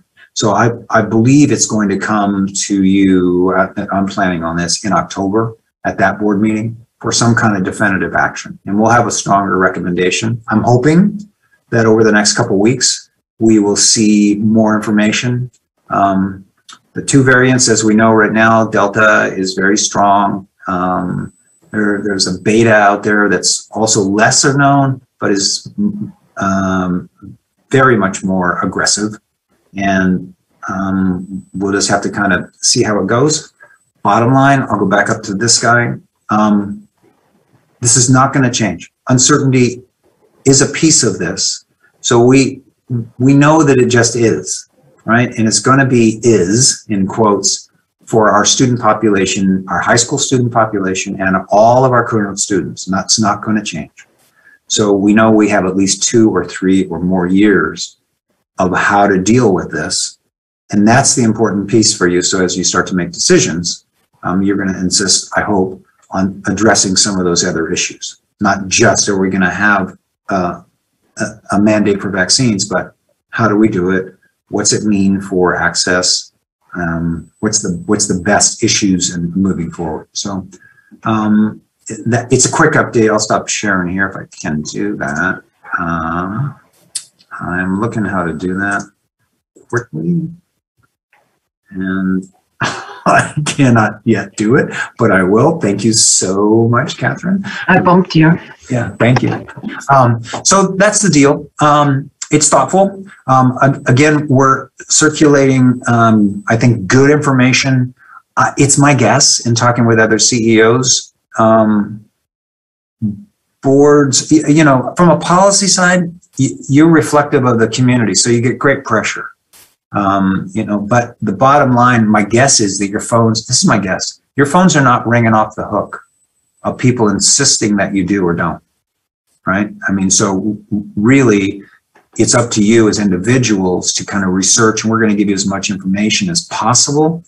And then when we get to a board meeting, your collective understanding as a group will carry the day. And I have found very few boards are voting unanimously on this, to give you guys a little break here. You don't have to agree on all of it. We're just trying to get a solid piece to solidify for faculty, staff, and students how we're going to address the future. And that's really our goal. So that's my presentation on COVID for tonight. And happy to forward over, if we didn't attach it, it looks like it is attached. Any other things that make sense. Dr. Kraft, as you mentioned, of course, the landscape could, at the state level or federal level could change at any moment between now and our next meeting. But I'm just curious, is one of the things I don't think I've seen brought to us anyway as an option is what is being done in the K-12. And that is that this staff and faculty are basically given the option to share their vaccine status or submit to weekly testing.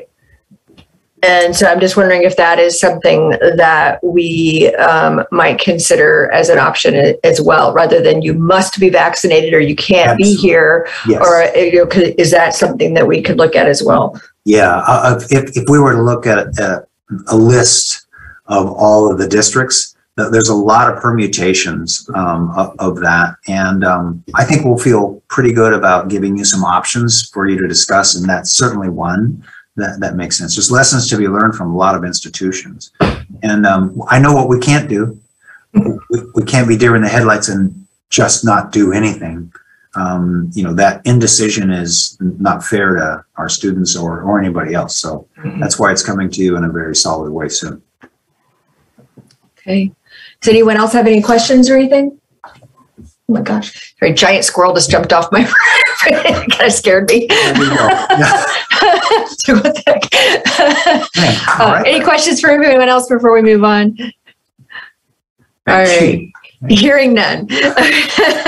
All right, then. So we are at 10.5, which is Dr. Robin Warnall is going to be presenting the draft of standard 4C, IBC for the board. And also, actually, Dr. Warnall, before you jump in, I had a question for Dr. McGowan's presentation that I forgot. The forums that you're planning for the campus community, well, I'm assuming those will be online or will be virtual. Are they going to be recorded? I don't think we've talked about it, but I don't think that's a problem. I think, just because I know it's something that I'd like to be a fly on the wall for, but I don't know, depending on when they are. Understood. I would certainly support that. So I can't speak for Dr. Warnall, but. All right. Well, let us know. All right. Dr. Warnall. Ready? Let's see, Catherine, could you pull up the PowerPoint, please? Oh, perfect. Thank you so much. So good evening, board members. As you are aware, NVC is in the midst of conducting our self-evaluation for accreditation via our institutional self-evaluation report, which is called the ICER for short. The item before you this evening provides an opportunity for you to review a draft of what is considered to be your standard.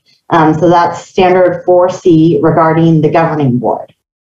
So I'm going to take a few minutes to provide some context for you, as well as members of the campus community and the public who might be less familiar than you are regarding the board-related standards. So Catherine, if you could please advance the slide. So the expectations for a governing board are conveyed through the accreditation standards. And what you see before you is a word cloud that provides a graphic depiction of the standards within standard 4C. To create this word cloud, I pasted the text of the 13 standards within 4C into a free online tool, and it analyzed the text and created this cloud showing the number of times the most common words appear in the text. So the table on the left identifies the 10 words that appear the most within standard 4C. And no surprise, the word board appears the most frequently within the text, 35 times to be exact. And that frequency is then depicted through the size and boldness of the font for the word board in the graphic. So 4C is quite obviously about the board. And this graphic also conveys the expectation that governing boards of colleges within the region serve an important policy-making function. As you can see, the term policy appears 13 times across the 13 standards within standard 4C, and that word is in almost as big as board, right underneath the board word in the cloud. So you might be asking, how does our board and the draft of our responses to standard 4C, how do those align with those expectations? And if you're thinking along those lines, I'm so glad that you're thinking that way, because that leads me to the next slide. So Catherine, if you could please advance it. Thank you. So for this word cloud, I pasted the text of our responses to 4C, and that's minus the standards themselves and the outline provided by the ACCJC. And as you can see in this, in the table and the graphic, the word board appears the most frequently. So we checked that box, I guess. And then that is followed by the term EV period, which represents the citations of evidence throughout the draft. And then closely followed by that is BP, which represents our board policies. So between the evidence, BP references, and policy references, this graph shows that our narrative response aligns well with the expectations conveyed through the standard. So the table also shows that our ICER is meeting the expectations that the report be evidence heavy and narrative light. So again, through those 103 references to EV period for the evidence. Next slide, please.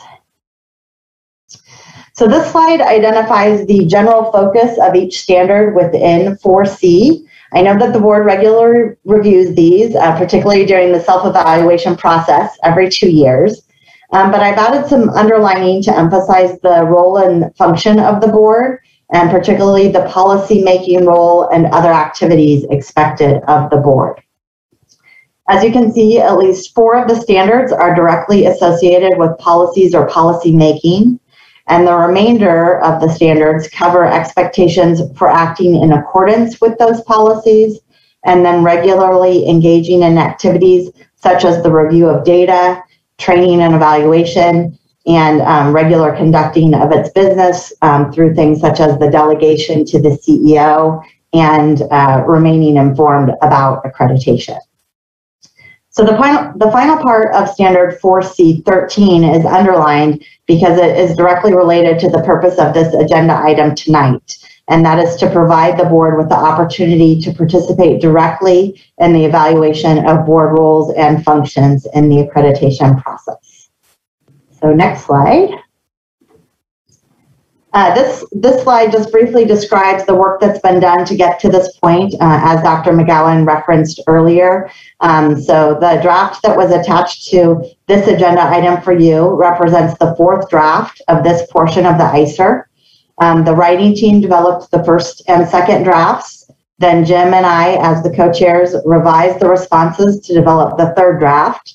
Our accreditation summer review team reviewed that draft, and then we incorporated their suggestions to form the 4th draft, which is before you tonight.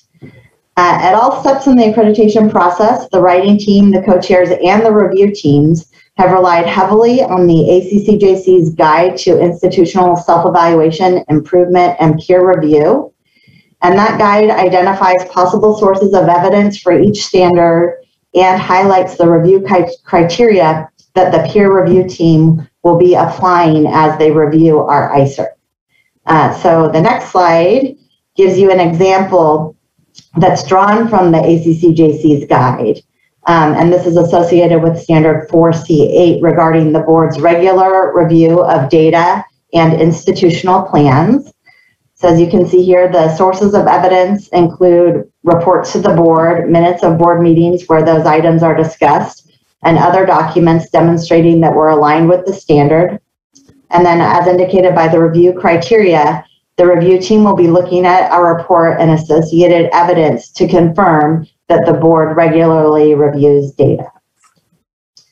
And so the final slide is, this item is on the agenda tonight so that Jim and I can collect your feedback on the draft of 4C.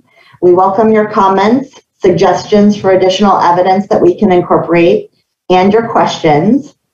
And in addition to this opportunity tonight, you can also submit written comments to the President's office or to Trustee DeLuna, who serves as your representative to the Accreditation Steering Committee. The Steering Committee will be meeting to review all of Standard 4 next week. So I encourage you to submit any comments that aren't collected tonight through one of those other 2 channels as soon as possible. And that is my presentation, and now we're happy to collect your feedback.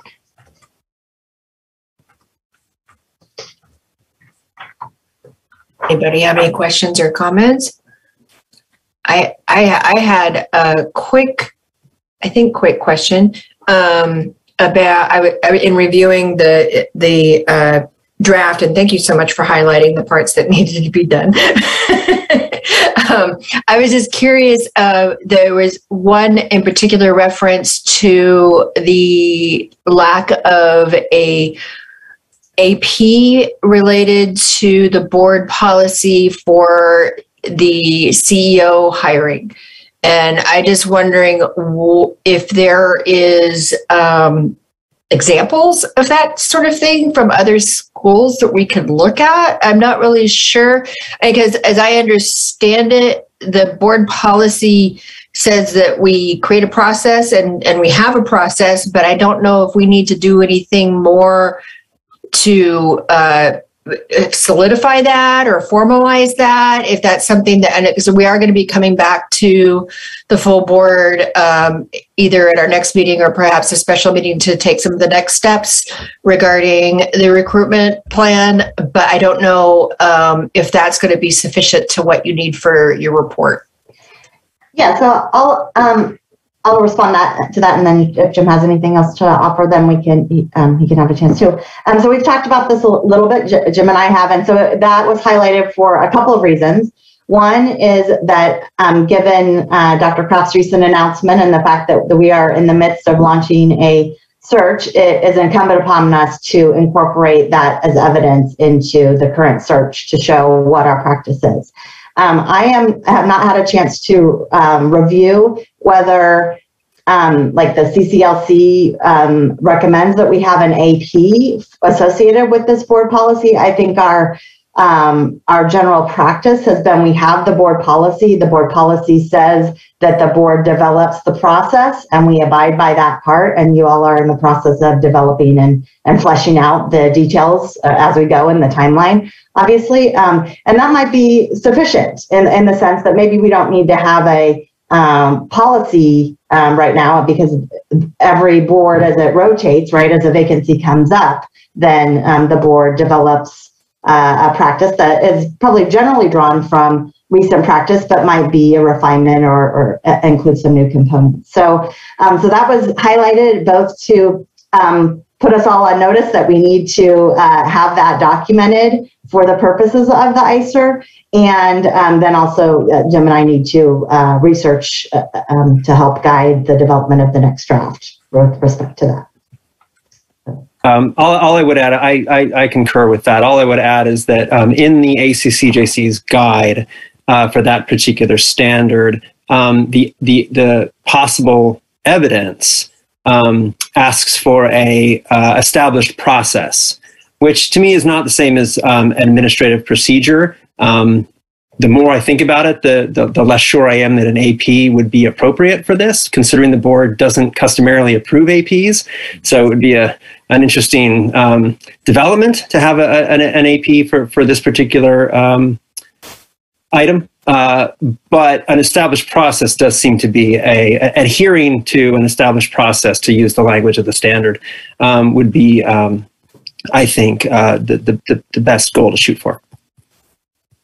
Well, I think that in that case, if you could just make certain that you have what you need from us to articulate what the process is, for both your own benefit and also just for the accreditation report.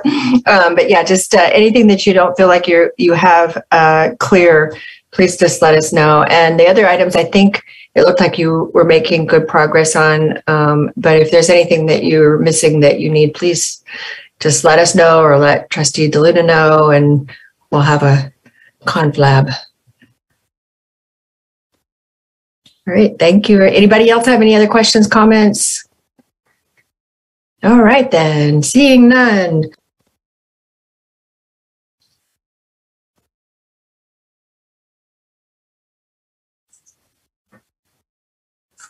I think you're muted, Trustee Baker. Did I seriously, have I been muted for a long time, or did I mute myself after I talked and then I don't know what I did? I apologize. If you missed what I said before, please let us know if there's anything that you need that you don't have. And then, so moving on to 11, academic affairs, information, discussion, and action. Information item 11.1 is report on career educational biannual review. And that is Dr. Doug Marriott is going to be presenting. Thank you.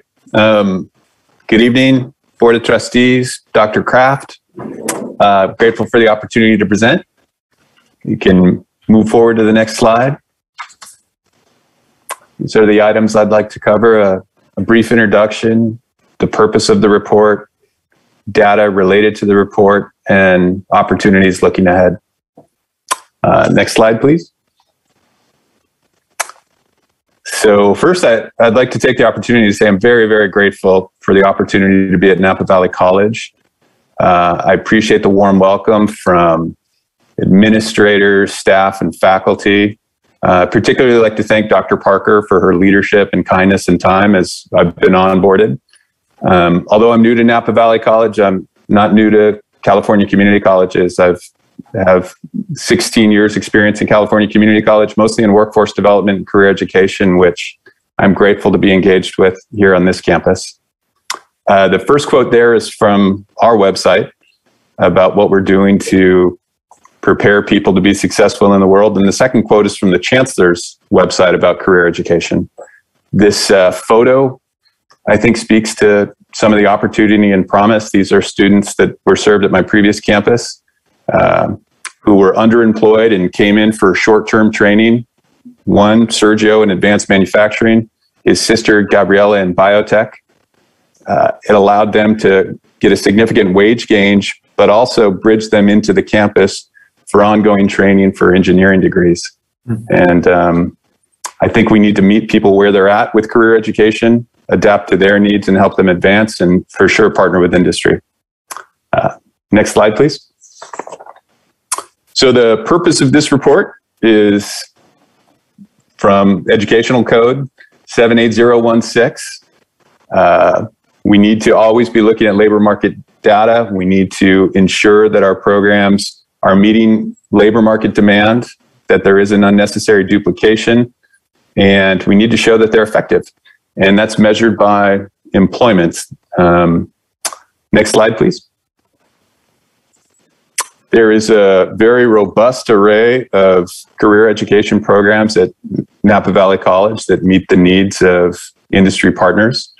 You can see administration of justice, accounting, business, child and family studies and education, computer studies, digital design and graphic tech, EMT, hospitality, culinary and tourism management, human services. And these photos are from some of the programs.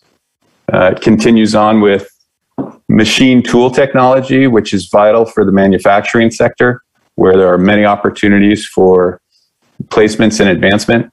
Nursing, police academy, psychiatric technician, respiratory care, viticulture and winery technology, vocational nursing, and welding. This information comes from Employment Outcomes Survey, which originally came from work from the RP group. Originally, they were looking at completers and leavers, students who would come in for career education and then exit sometimes before receiving a certificate. It has been institutionalized within our state system and serves as a great survey to get feedback directly from the end user, the people that we're here to serve, our students, on the results. I was happy to note when looking into the data that 93% of respondents from Napa Valley College reported being very satisfied or satisfied with their training in career education. There's a notable wage gain as well that's cited just from engaging in the coursework. I think that speaks to the alignment with industry needs and the skills that are needed to advance. And many career education students continue on and transfer to four-year institutions. Next slide, please. So this information, I think, speaks to what's needed to chart where we're at with career education program. It has to do with direct placement rate. There are stretch goals that the program set on their own.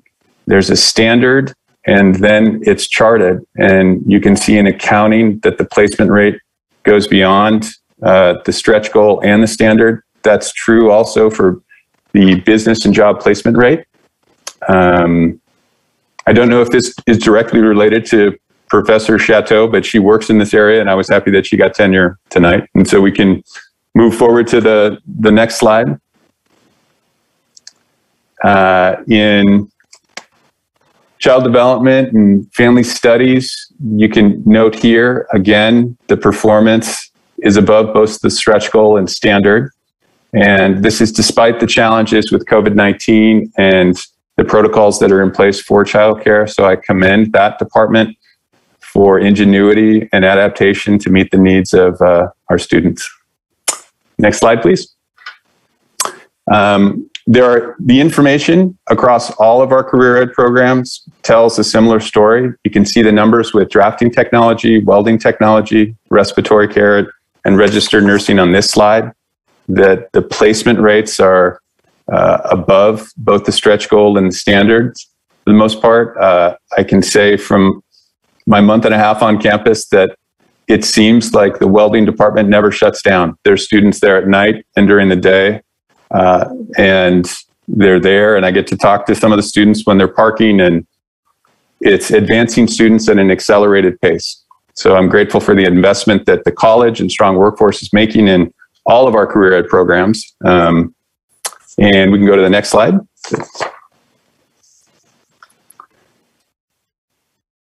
Thank you.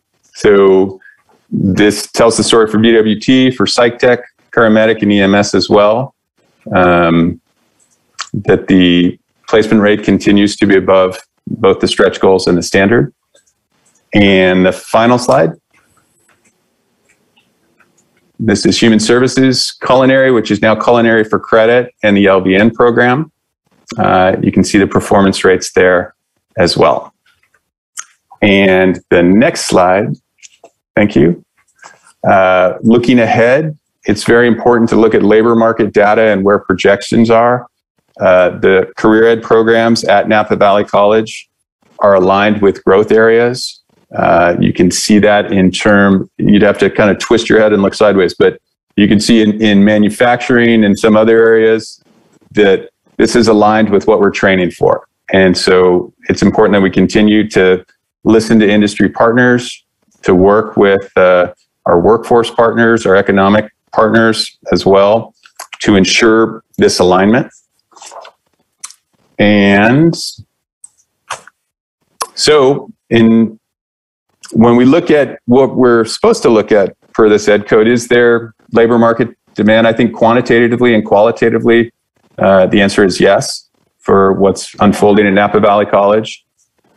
Is it creating unnecessary duplication? I think from my vantage point, the answer is no. I've seen great alignment with both adult ed and the K through 12 system to create bridges and leverage and not duplicate. So the adult ed system wouldn't offer a program that the campus can offer, but our campus has the opportunity to offer programs they don't offer. I've been very encouraged by my initial meetings and partnership meetings with these partners about how people want to use K through 12 Strong Workforce to create these alignments and bridges to avoid duplication and leverage resources to the students that we get to serve. Is it effective? Based on placement rate, yes. And testimonials provided, which that's what we want to hear from students. Students hear from other students that they came in, got access, training, and advanced, a wage gain, and continue to move up. I think those are our best marketers when students tell those stories, and I appreciate the work that Holly Dawson does to get those stories out to the community. Next slide, please. So looking ahead, I'm glad that colleagues earlier shared about program review. I think it's important.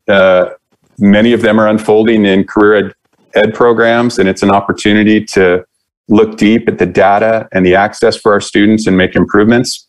I'm grateful the campus has received a Workforce Accelerator 9.0 grant. I'm familiar with these funding sources from my previous institution. They're great opportunities to do short-term training.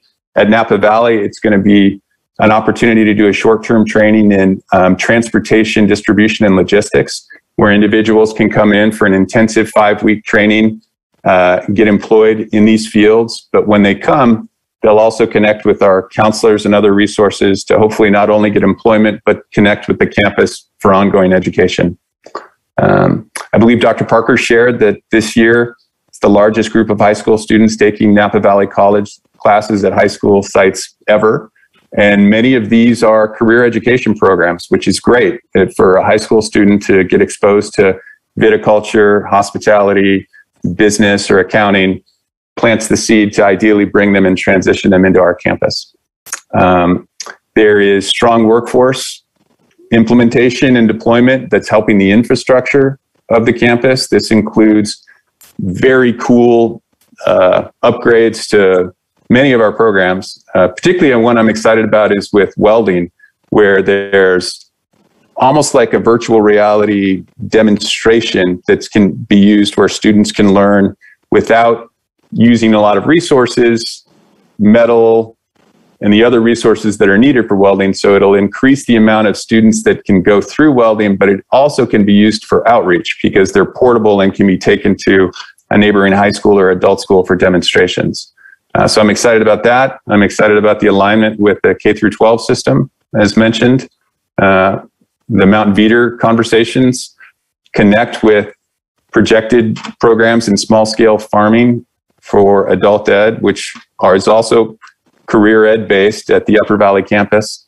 And the development of the bachelor's degree for our viticulture and winery technology program is super exciting as well. So I want to thank you. And if there are any questions, I'm happy to take them and offer them offline. And to what was shared a little bit earlier by Dr. Kraft about an endemic situation, I've been very impressed by the team that I've met with that has adapted. And I think Napa Valley College is a leader in career ed and education, and will continue to adjust the sails during the time that we're currently in.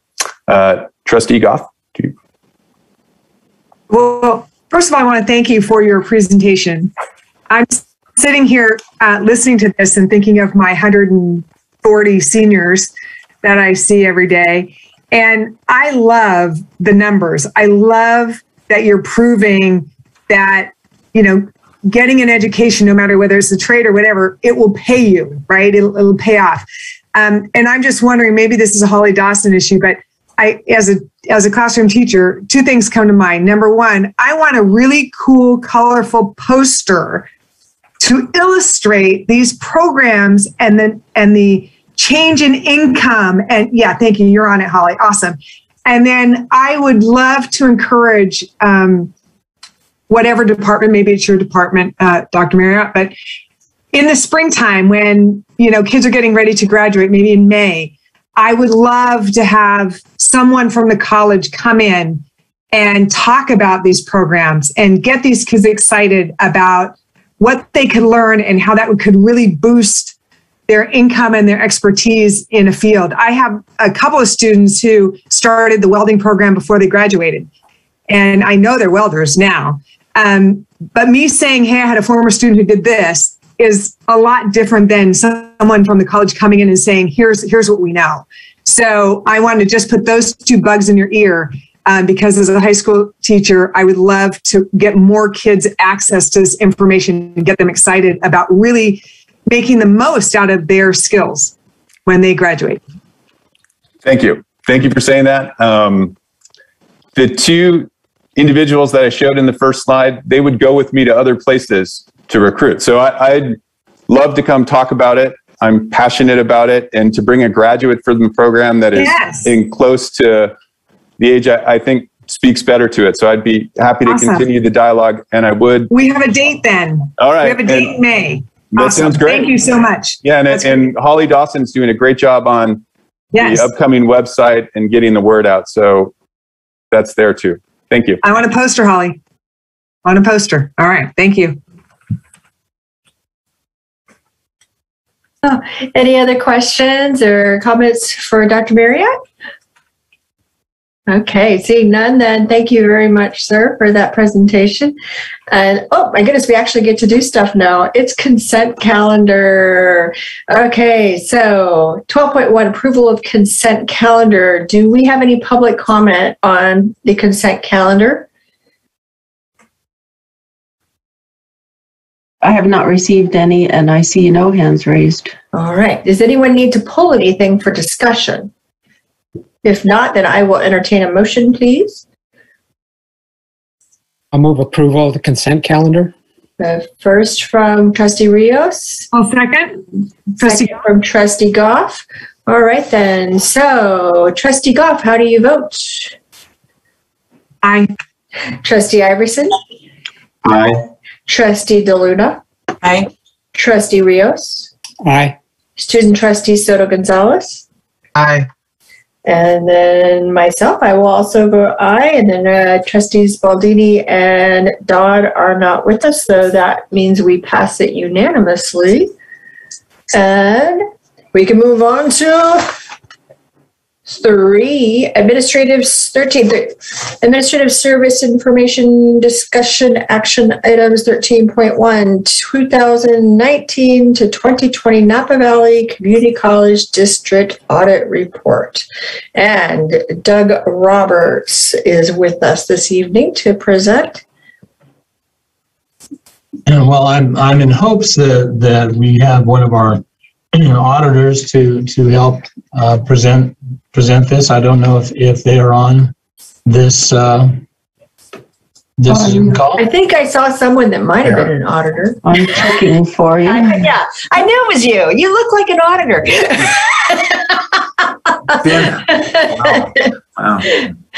But if they aren't here, I'm prepared to talk about the audit. All right. Yes, Ben Levitt is here, and you have to unmute yourself, Ben, if you would like to address a few things. And I would like to say before Ben talks that I want to thank our auditors for all the work that they've done. I haven't been here quite a month, but in trying to get things closed for 1920, Ben and his compatriots have been very helpful, very accommodating, given how late we are with this audit. And I have to also thank especially Aressa Pook and Wendy Nuko and my compatriot VPs, because in order to pull this together as quickly as we did, everybody had to help out to help us with some of our reclassification entries. And thanks to a lot of people's work, we finally got the audit done. But a lot of thanks to our auditors, especially Ben. Thank you, Doug. Just to echo Doug's comments, really appreciate his joining the district and his tremendous amount of input in the process, helping everything get closed out, along with a ton of hard work from the rest of his team. Aressa, Pook, and Wendy Nucho, really solid players to bring this to a conclusion. The report was a long time in coming. Very happy to be able to present it tonight and have this finalized in front of the board. So I'll go through the report as usual at a fairly high level. I'm going to focus on the different components that make up the report, give a little bit of special attention to that end section, which relates to any findings or question costs coming out of this year's audit for 1920. And then at the end, I'll open for any questions any member of the board might have on any aspect of this report or any of our procedures as performed for the 1920 year. And so with that, jumping right into the report kicks off with the first of 4 auditors' reports. So the report that you see on page 1 of the document, right after the table of contents, is the independent... Excuse me, is this the document I'm showing? I was under the impression that you gentlemen were sharing a document. I would be happy to. Yeah, I think, let me see if I've got that right, to be able to... I'm happy to share what I have, but okay. Is that... That is the document. Whatever works better. I'm happy to indicate the page number, or I can scroll through. Okay. Perfect. Yeah, that's the one. That's terrific. Okay. You just tell me where to go and I'll go. Awesome. So on PDF page 4, which is document page 1. Let's see if this works. Beautiful.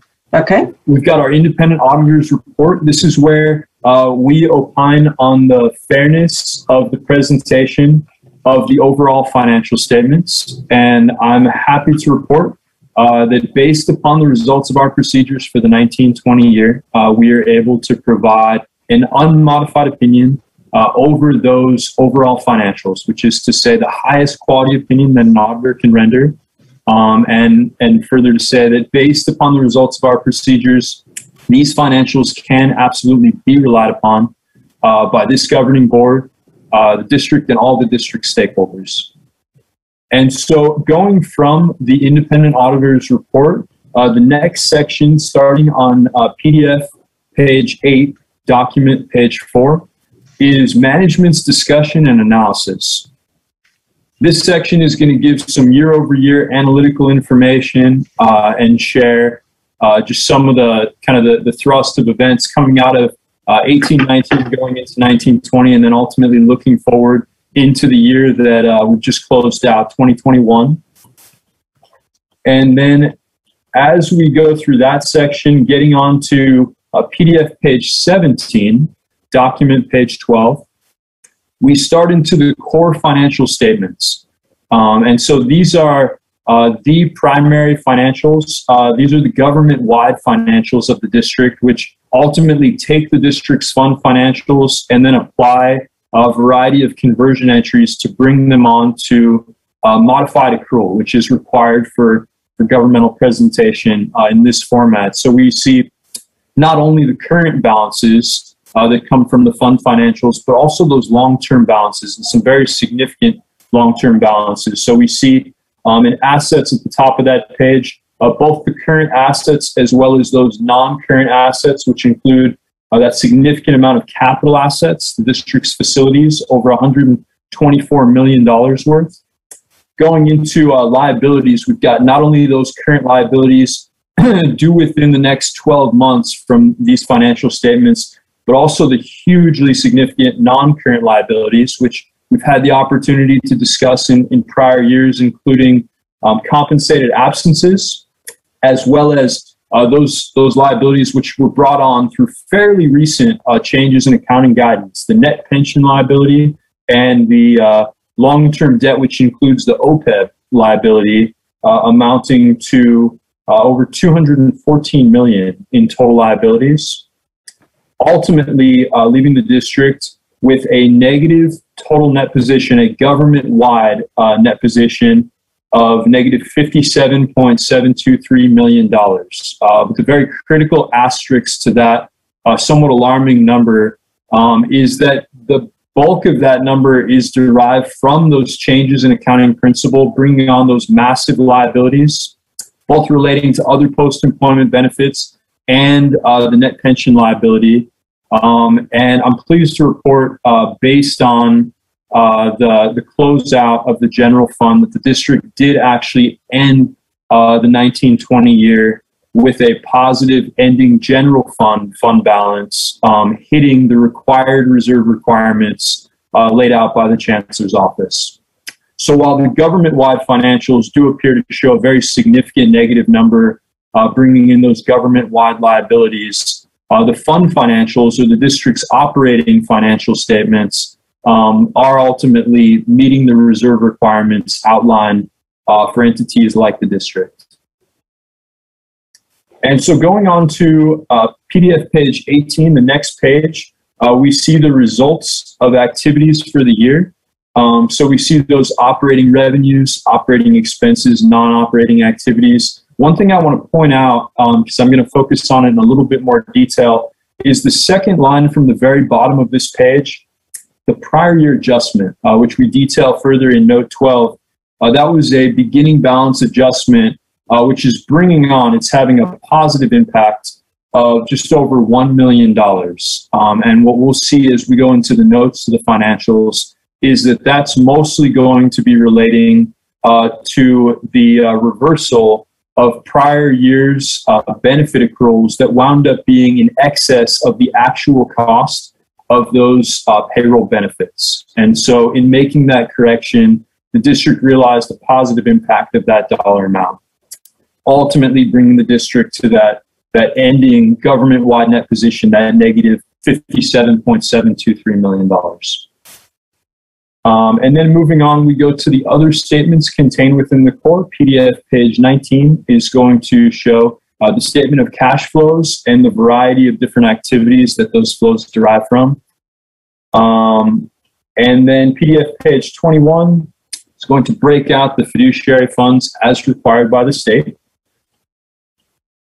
And then going on to PDF page 23, we start in on the notes to the financial statements. The notes are going to provide additional detail on the balances contained within the core, starting with organizational information on the district as a whole at a fairly high level, and then going into a variety of the important balances. For example, looking on to page 30, PDF page 32, we see a little bit of detailed information on the cash balance.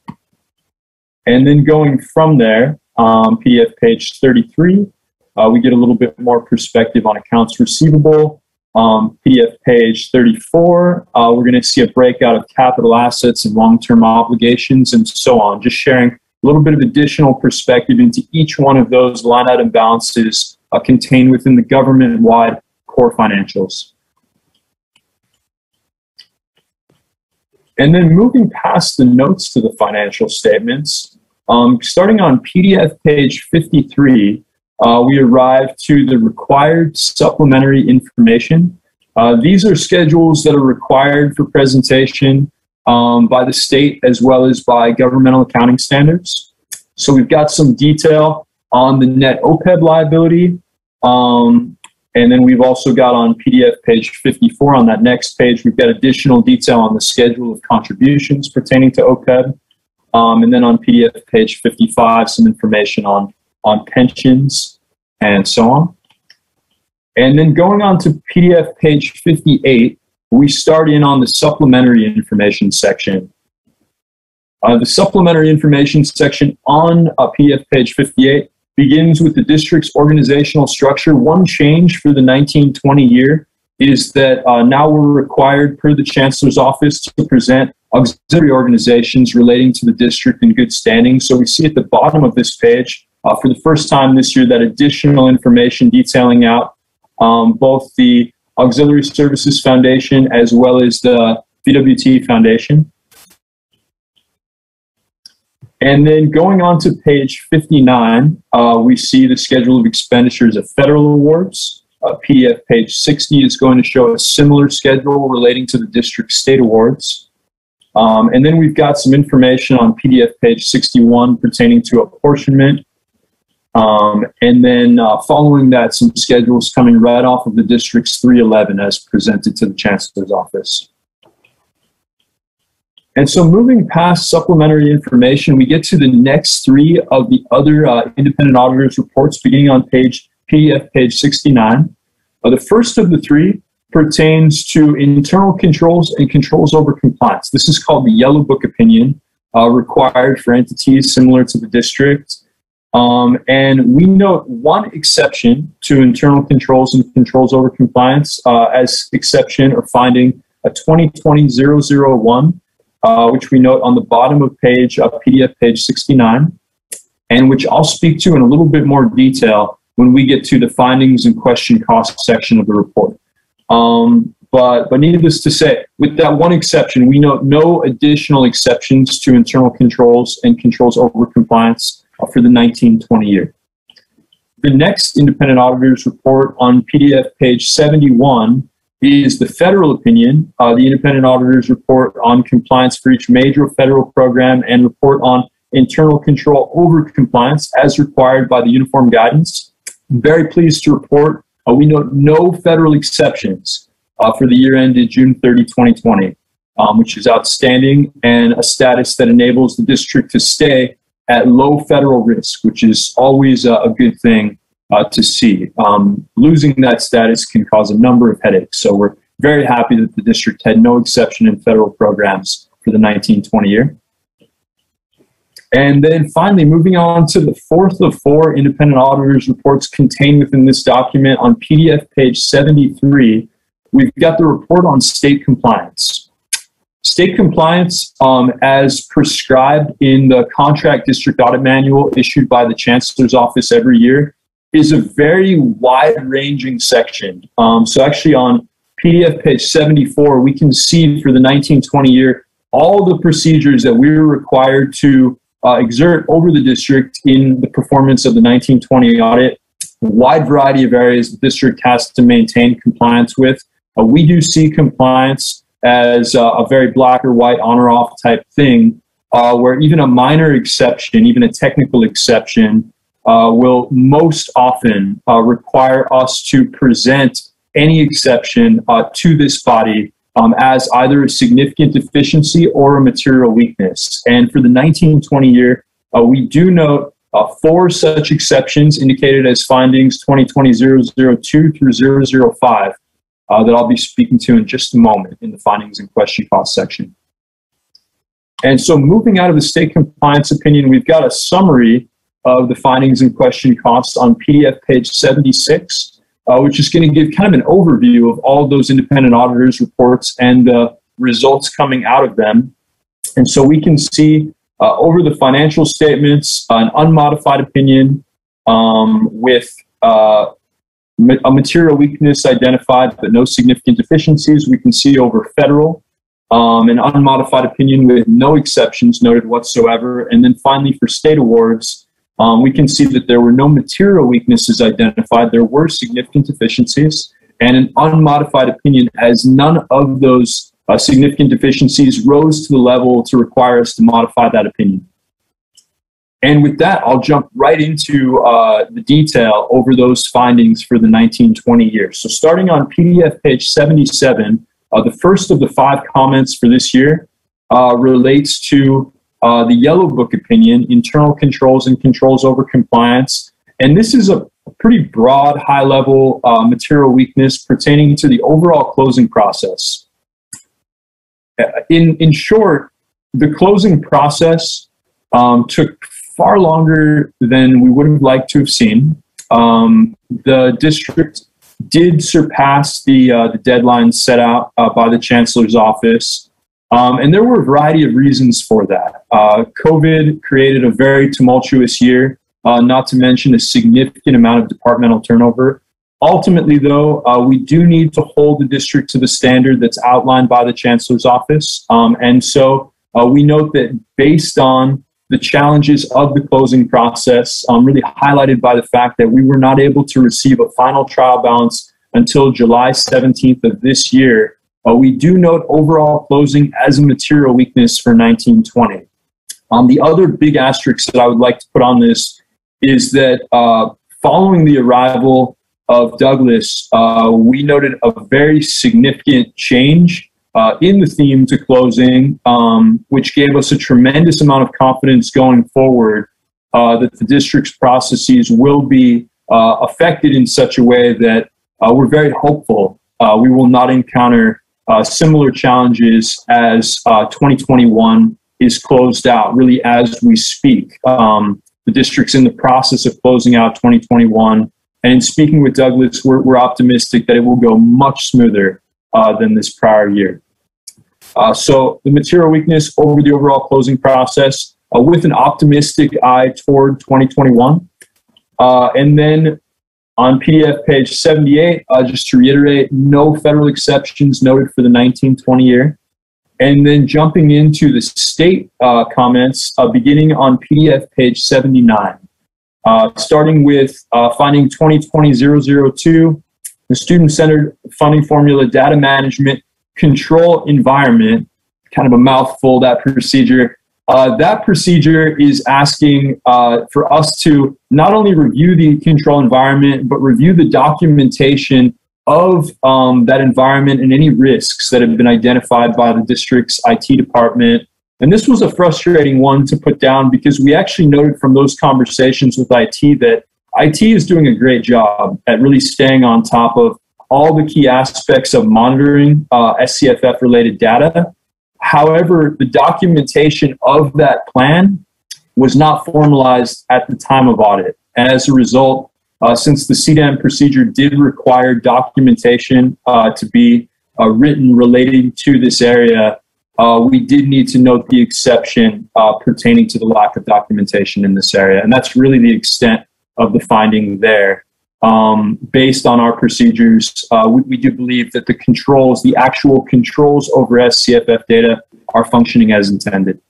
So the recommendation is to document that plan. And we do believe, based on speaking with IT, that that is in progress going into 2021. Moving on to PDF page 80 of State Finding 2020-003, residency determination for credit courses. Out of our residency testing, we did note 5 out of 25 students enrolled in credit classes that were active residents were indicated as non-residents on the 320. the district is already in progress with claiming those students as residents and revising that via the 1920 recal. So no question cost to bring to your attention, just that technical item. But in speaking with district management, we do believe that they are in progress of increasing the controls to ensure that going forward, all residents are properly identified and claimed as residents. I'm sorry, Ben, I lost you. What page was that? Oh, here. Sorry. Oh, here we go. 80. Sorry, no, I'm going at a high level. I'm going. It's okay. I'm on you. Don't hesitate to stop me. But yep, that was PDF page 80, finding 2020-003. And then moving on to PDF page 81, finding 004 over apprenticeship. Very pleased to report that apprenticeship records were rock solid, and that's a common area of concern. We've had a number of findings pertaining to really vouching down from what's been claimed via the apprenticeship report to the Chancellor's office into the source documentation. That was not an issue at Napa, which is tremendous because I can't tell you how often that comes up. This is a more technical item where for some reason the hours themselves were claimed on the 320, but they were not claimed on the discrete report that the Chancellor's office kind of identifies for apprenticeship, the 321 report, which makes this kind of a more nuanced and technical finding. Not something where we're really concerned about controls, just a technical item where we do feel, based on our understanding of the roles at play, we are required to bring it to your attention, and something where we have no concern that the district will fail to implement this very minor, simple change going forward. So we'll simply be looking to see the same terrific accurate data being reported on the 321 as opposed to the 320 in future periods. And then finally, finding 2020-005 pertaining to the submission of the 311. The 311 is typically required to be submitted to the Chancellor's office by October 10th for 1920, just in light of all of the wildness coming out of the pandemic. The Chancellor's office did issue an extension pushing that to November 30th. Nonetheless, the report ultimately went past that extended date. And so based on our understanding of the requirements, we are required to make the notation as a significant deficiency when that extended date has been surpassed. And we note that here. This is a very similar comment to the very first comment, finding 2020-001 pertaining to really the timing of the closing process. The 311 is very much in line with the overall close, and we would expect that as the overall close was delayed due to a variety of circumstances, that the 311 would be delayed right there with it. And similar to the overall close, I believe that with Douglas on the team, the district has a very renewed, reinvigorated sense of kind of hitting those deadlines for 2021. We would not expect that this would be a repeat going into the 2021 year. And then going into the final page of the report, PDF page 83, where we would typically refer to any prior year comments and provide a carryover status update. We note that there were actually no exceptions noted in the 18-19 year, so no status to report, but you can be assured that going into the 2021 year, we'll be sure to recap each and every one of the 5 comments that we've identified for 1920 and provide the board with a status update on where every one of those is at. But with that, I want to open for any questions any member of the board may have on any of our procedures or any aspect of this report for the 1920 year. A question that I had asked Mr. Roberts earlier, and I just wanted to reiterate here, was regarding a number of the findings and things that from as I understand it, some of the things that were captured in the findings were the result of some new requirements that were implemented in the last couple of years that we just weren't quite ready for. So because we were wondering is like, well, if we had a clean audit in 18-19, why all of a sudden all of this stuff is happening? So I just wanted to confirm that. And also I did have one quick question. Compensated absences, is that like accrued leave? That's exactly right. Okay. It's also called a vacation accrual, but yeah, essentially accrued leave. Okay. So I just wanted to, again, confirm that, that although we had some things that we should have done and we should have done them faster, we're okay now. Yeah. That's a totally fair question. And I'll try to speak right to it because it makes perfect sense. I would say the two most significant findings out of the 5 are the first and the last, which really pertain to timing. And it's not to say that 18-19 was maybe spot on time. There was kind of a delay in ultimately getting that financial reporting to the board. But it was pertaining to that first finding, the material weakness. It was well within the range of time of kind of an ordinary extension, whereas 19-20 was certainly outside of that range. So, for instance, the Chancellor's office started to kind of take interest and ask us what the status was, and I believe check in with the district's business officer around the March of 21, April of 21 timeframe, and they continue to become more and more kind of interested, following that point in time. Whereas I believe for 18-19, the audit was already pretty well wrapped up by right around then. Now, we always strive, and I know that the district strives to have the audit completed by the standard timeline, by the December 31st timeline. That's certainly going to be the goal for 2021. But even though that timeline wasn't met for 18-19, it was kind of within the range where there was no basis for an exception relating to that. This year, that was a different story. So two of probably the most important findings really do result from that timing, and a bunch of reasons for that timing delay. But I think the most important thing to note is between Dr. Kraft and Douglas, the district has a really strong team that's extremely geared toward ensuring timely completion this year. They've certainly made that clear to us that they have every intention of hitting the standard deadline for 2021, and we're extremely glad to hear it. And then speaking to another comment, which really was brand new for this year, was that SCFF data piece. So that was a procedure new to 1920 that it is not uncommon, very similar to the GLBA standard that came before it, where many districts had the spirit of the procedure kind of in place, but they didn't have all the documentation surrounding GLBA. Here with SCFF, we've noted the same thing, not just at Napa, but other community college districts that we work with. Typically, that documentation does take sometimes a little bit longer to get in order. So nothing really too abnormal there. And then let's see, just zeroing in on the other exceptions, residency and apprenticeship.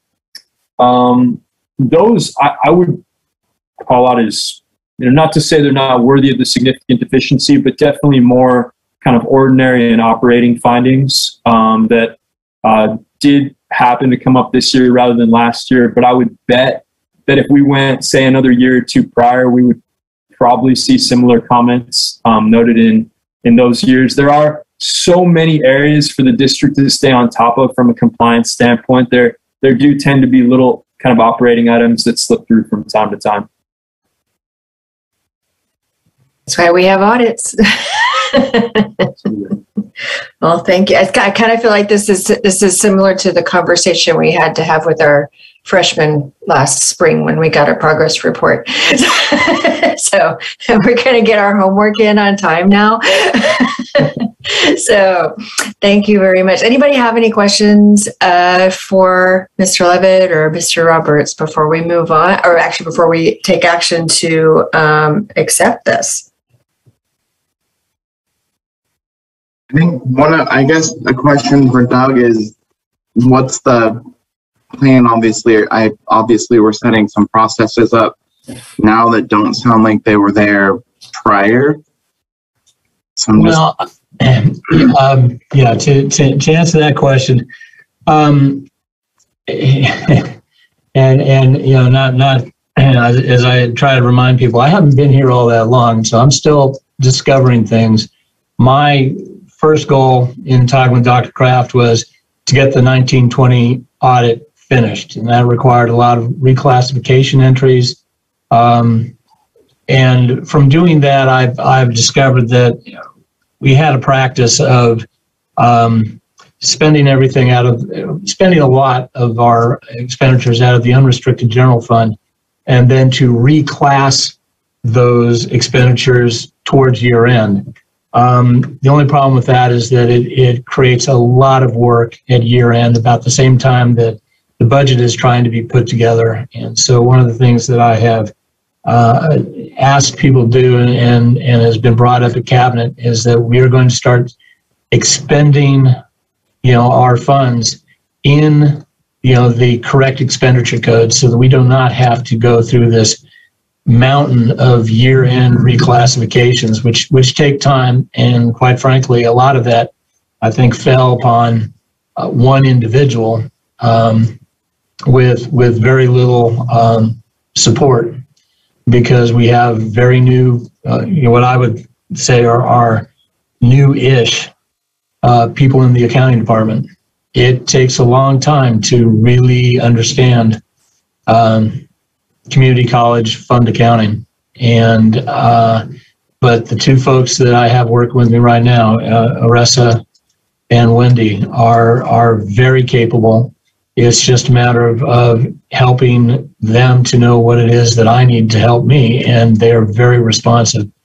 I sometimes get a little editorial with regards to changes from GASB, which really have nothing to do with how we operate, or the fact that the state chancellor's office came out with their district audit manual so very late in 1920 that comment about the SCIF documentation, even though we were doing it right, suddenly we're at year end and it's, oh, by the way, you should have done this before year end. And it was kind of, I don't know, I think it was sort of it set up a lot of districts to fail that comment, but I think maybe it was also done to help reinforce the new student center funding formula that was put out by the chancellor's office. So, I understand, but it's my goal to, at this point, now that we have 1920, done, the audit done, I'm going to be presenting you the final budget tonight, that I can move on to, fully closing 2021 in time that I can make the report of the CCFS 311 by the due date of September 30th. So we should be well on our way to, alleviating that problem for the next year's audit. And I'm hoping that we will have so much of that work done that the auditors will be able to finish the audit on time. And I would like to be able to say that not only did we, meet the deadlines, but we actually submitted earlier than the deadlines, because that will go a long way to satisfying ACCJC and the Chancellor's office that we're back on track with what we need to do. And one other, and I appreciate that, and thank you, Doug. I think that you're developing some better processes and procedures and getting it back into shape. I had a constituent reach out to me and asked about how we compute the cost of faculty, step increases, salary increases, etc. And I don't know if this is the right venue for that question, but the question's been asked. I'll answer it the best I can. I do not. The budget that's going to be presented tonight is, in a lot of ways, was based upon the work done by my predecessor. However, that said, one of the things that he had put into the tentative budget was that we had factored in the increases for negotiated salaries and step increases. So when you look at the comparison, and it's one of the things that I'll talk about tonight. When you look at the comparison of the final budget to the actual expenditures of 2021 year to date, you'll see that the increase does indeed have sufficient funding for those particular items. I am going to be looking deeper into all of the accounts to make sure that we have a budget that is reflective of any informational changes that I might find. I know I've talked with PBC, and one of the things that encourages our planning and budget committee is that we will be looking at the budget and possibly bringing to the board a revised budget, because it actually is within the purview of the board to revise the budget. And actually actually all the districts I've been with, generally, at least on a quarterly basis, the board is asked to amend the budget, and I hope to put that in place while I'm here. Thank you.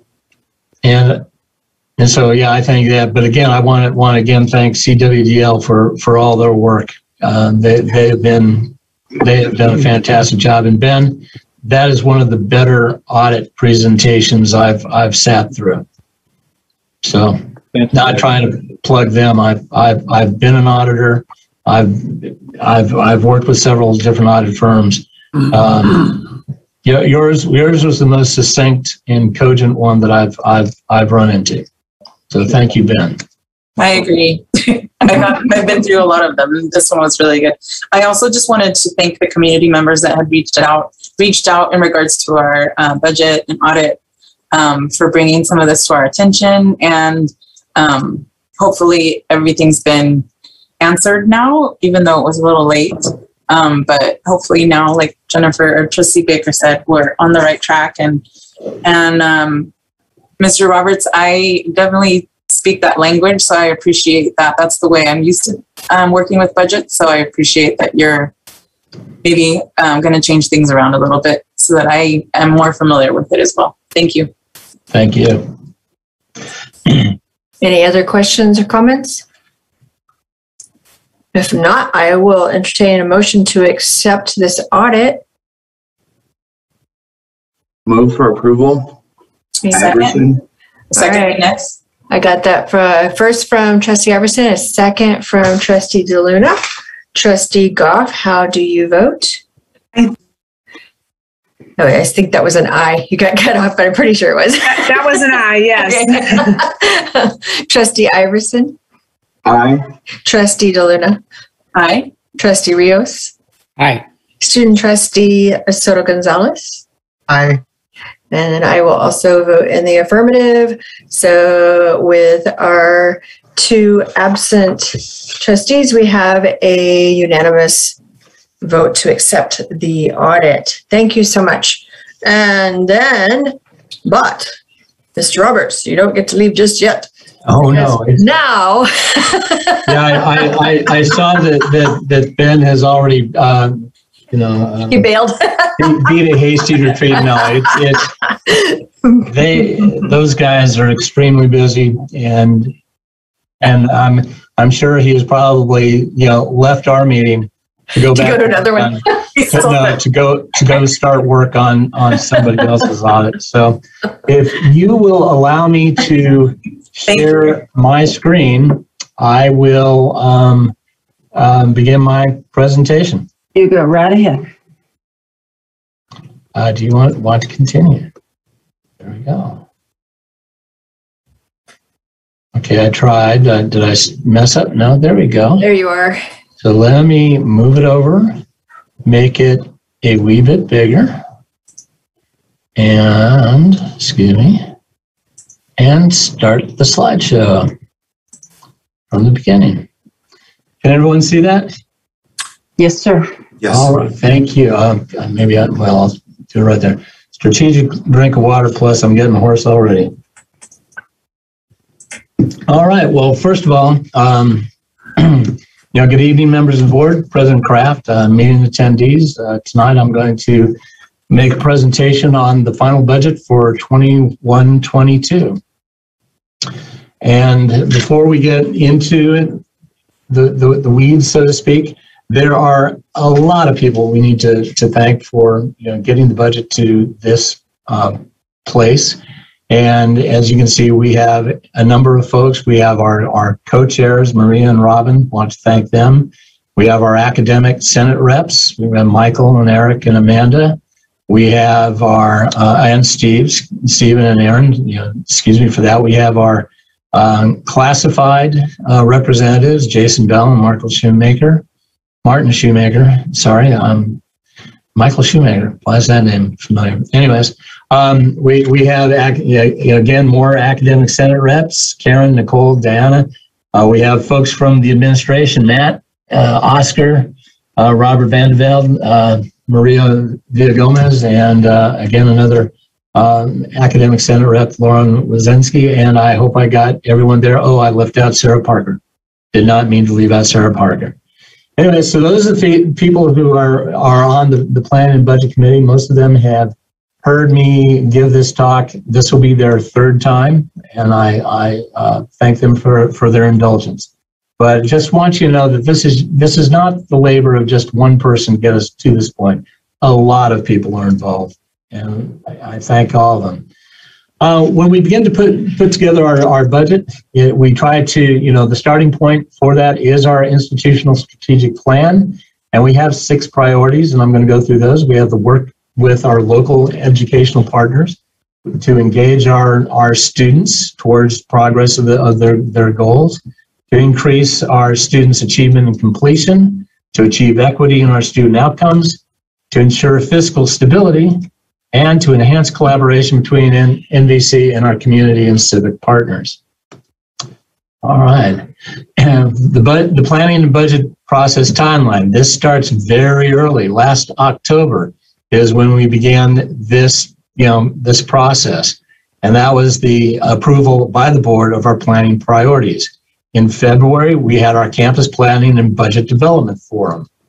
In March, the unit plans were and forms were submitted to the president and vice presidents.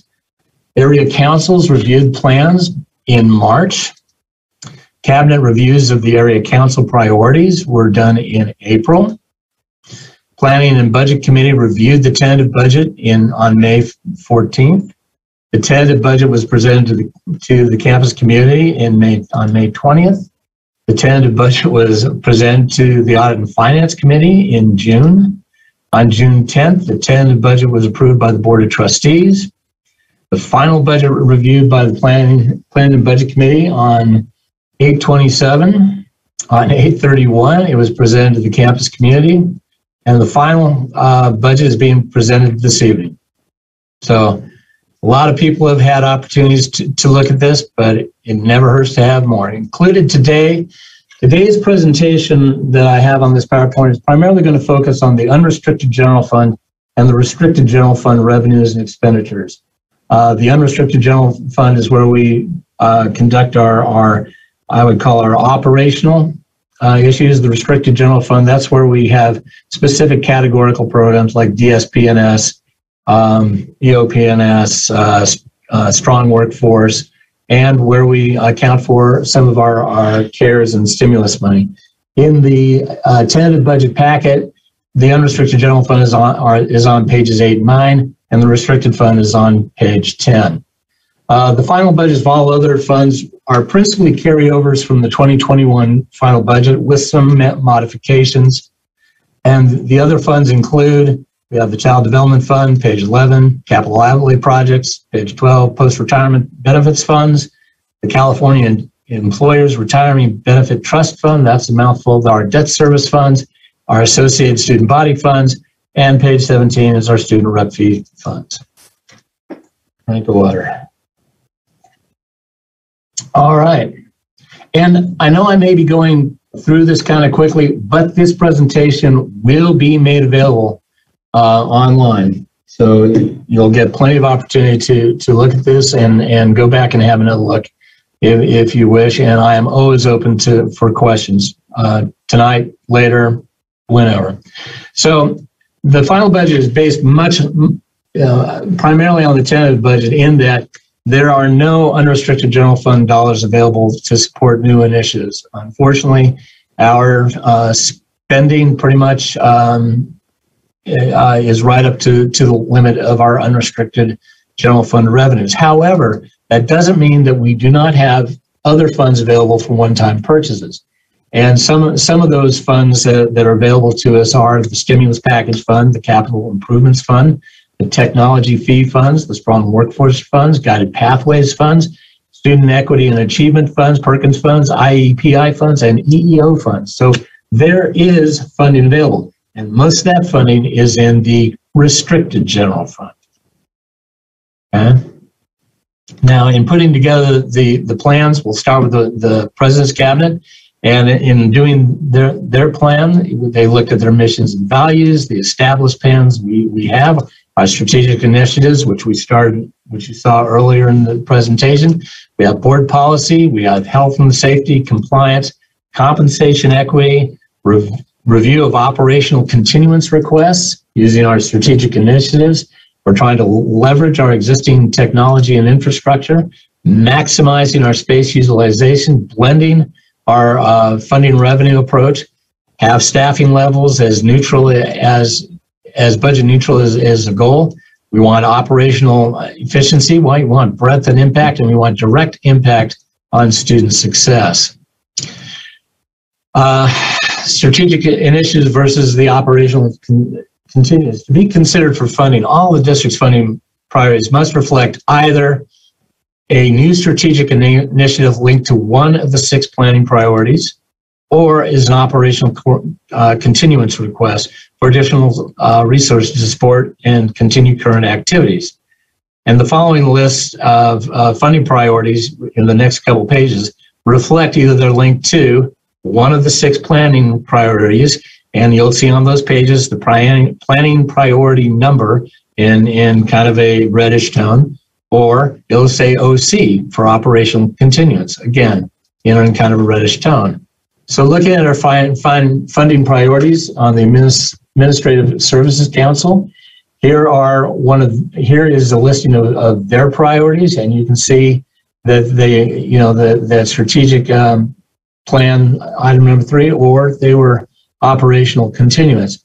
They identified $566,000 in needs, and the funding sources you can see are going to be from the technology funding fees and from stimulus package fees.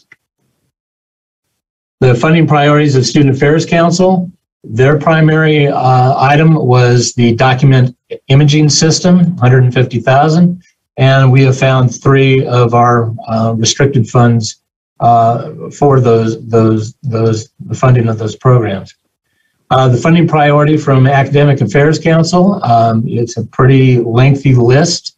I won't go through all of them, but you can see that, again, they are matching either one of our strategic funding, strategic plan priorities, or their operational continuance. A price tag of about $1.3 million. And here are the funding sources: AEP, Guided Pathways, SEA, Perkins, and the Strong Workforce and the stimulus package. And so the funding priorities of the President's Area Council was additional NeoEd modules and benefits bridge software, $160,000. And we're going to be using IEPI, EEO money, and stimulus package funds to afford those. And I swear that we're already halfway through the slides. Though the later slides do get real busy.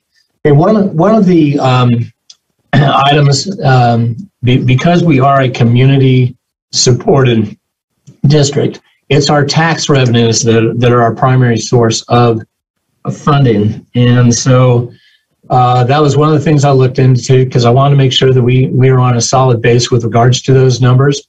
And our property tax revenue is estimated on 1% of the county's assessed value, their local property tax roll, and which may which is for secured and unsecured properties. And that increased by 3.35%. That was information that was put out by the county assessor's office early in July. And that assessed value is multiplied by the district's taxing entity factor. And that now makes up about 96% of all of our property tax receipts. However, we do get other taxes, supplemental taxes. Every time there is a property exchanges hands, it gets reassessed, and that reassessment comes in the form of mid-year some additional taxes and supplemental taxes. We also have other taxes for the state sends us based upon the utilities who own property in our county, and that's collected by the state. It does come to us, but it can vary from year to year, and it really depends upon when we get that funding from the state. Based on the information from the state, which is the estimate of the secured and unsecured, and the actual receipts for these other taxes, we're looking at about a 2.78% increase over the previous year. But again, we don't really know what our actual tax increase is until we get to year end. That's because of these supplemental and other taxes that can have some wide swings. But also, as we're looking at our revenue expenditure assumptions, I spent a long time on tax, but that is, the largest component. Local income, I'm projecting that they're really not going to see a significant change over the 2021 levels. Hopefully, with opening up some of our classes, especially in spring, that we'll see some more of those revenues, but not significant over what we've had in previous years. But the bargain salary increases and step increases are reflected in the expenditures, and we'll go over that in just a little bit. And other expenses were increased at 1%, which is the increase in the Bay Area Consumer Price Index. Okay, changes from the town to final budget. As I talked a little bit, there was a decrease in the property tax estimate based upon the estimates that I came up with using data from the county treasurer, and a decrease in local revenue. When the tentative budget came out, there was the idea that we would be getting back to normal, though at the rate things are going with the COVID-19, that may have been a little optimistic. On the expenditure side, we see an increase in capital outlay. That's primarily to reflect our actual expenditures, and it did decrease in other outgo, and that will be seen a little more specifically when we look at the actual expenditure outgo of the prior 2 years. This primarily had to do with funding of the retiree health benefits. We showed that we were transferring the money to our Fund 69, but then later in the year we would then transfer the money back into Fund 11, because Fund 11 is where the expense took place. And so that was that just became kind of a confusing number that as they say, grossed things up. If we're going to spend the money out of Fund 11, that's where the monies need to stay. As just kind of a little bit of a visual here, salaries and benefits as a percent of budget expenditures. For the unrestricted general fund, 85% of what we spend is in the area of salaries and benefits. And when I talk about benefits, I'm talking about STRS and PERS. PERS is about 20% of the salary that goes out. We have unemployment insurance, workers' comp insurance, and then the health benefits. So a lot of times when people look at that, they just go, we're not, our benefits, health benefits don't reflect that. This includes all the payroll taxes as well. And the restricted fund, we see that 66% of everything we do is in the realm of salaries and benefits. And now some changes in the budget presentation based on some input I got from some of the college community members. One of the things that we wanted to do was to include the audited numbers from 19 and 20. So those are solid numbers. We're including the 2021 year-to-date numbers. So you have 2 years of prior year's numbers for comparison. Like last year, our budget before, we do have the 2022 tentative budget numbers. We're also showing the final budget numbers, but as I referenced a little bit earlier, we do have a column that is looking at the variance between the final budget numbers and the 2021 year-to-date numbers. So a little stronger comparison. And having the 1920 numbers there, you can also see, the adequacy of some of our budgeted numbers. And as a change, I've added the ending fund balance for all the funds that we have in our tentative budget, our adopted budget package. The next few slides are really busy, and I apologize for that, but let's just say, property taxes, again, this is a look at our audited taxes. This is most of our funding. $35 million in 1920, 36.4. In 2021, we're looking at 37.7 in 2022. So, that's actually about $1.2 million increase. I'm hoping it'll actually be higher just because as people buy houses, that supplemental tax does increase. Our local taxes, we talked about, when we look at the tentative budget, this is the wrong slide. Oh, do I feel dumb. All right, well, hopefully things get better, but I don't think so. These are numbers not from the, no, these are the audit numbers. Oh, never mind. I did not include the tentative budget. I apologize. I thought I did. I didn't.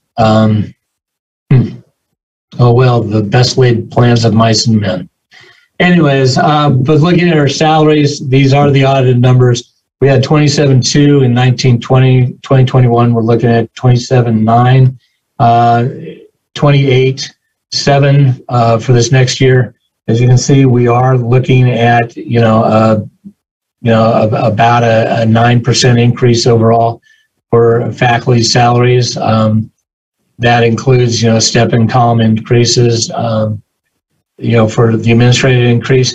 The one area that I know we are going to be looking at later on, and especially a review, is this reduction, because the tentative budget again had 204. This budget is based upon a lot on the tentative budget.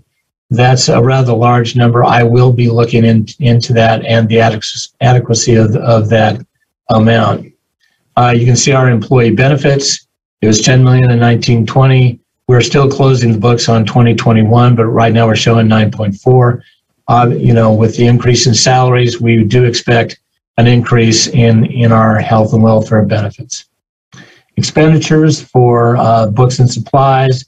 As you can see, there was a big decrease from 1920 to 2021. We were expecting and are still hoping for more students in the classroom. And so we would necessarily have to see an increase in some of the instructional supplies than what we had the previous year. We're hoping that 21-22 is a little closer to what we did in 2019. Other operational expenditures, 6 million in 1920. In 2021, we have 5.3.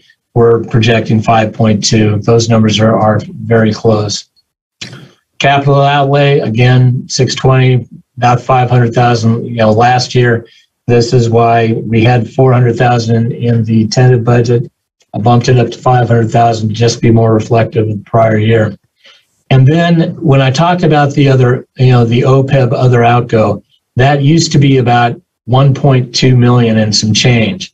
But you can see we really didn't make that transfer, or it was transferred out, transferred back in. I have that number at 86,000. Hopefully we can use some of that as money to replenish our funding in our Fund 69, which is our own retiree benefits program. As I said, we do have the CERBT, which is a state ran organization, but I do include that in the budget. And if you look on, I'm trying to remember the page number now. Give me just a moment. And of course, I can never find stuff exactly when I want it. But if you look on, and I know that you all have the document, but if you look on page 14 of the final adopted budget document, you'll see that year to date, we're looking at almost $4 million in that irrevocable trust, and that's pretty good. But of course, we do have, and from the audit, about a $29 million overall liability in our retiree, in our OPEB obligation. However, we do have more than some folks.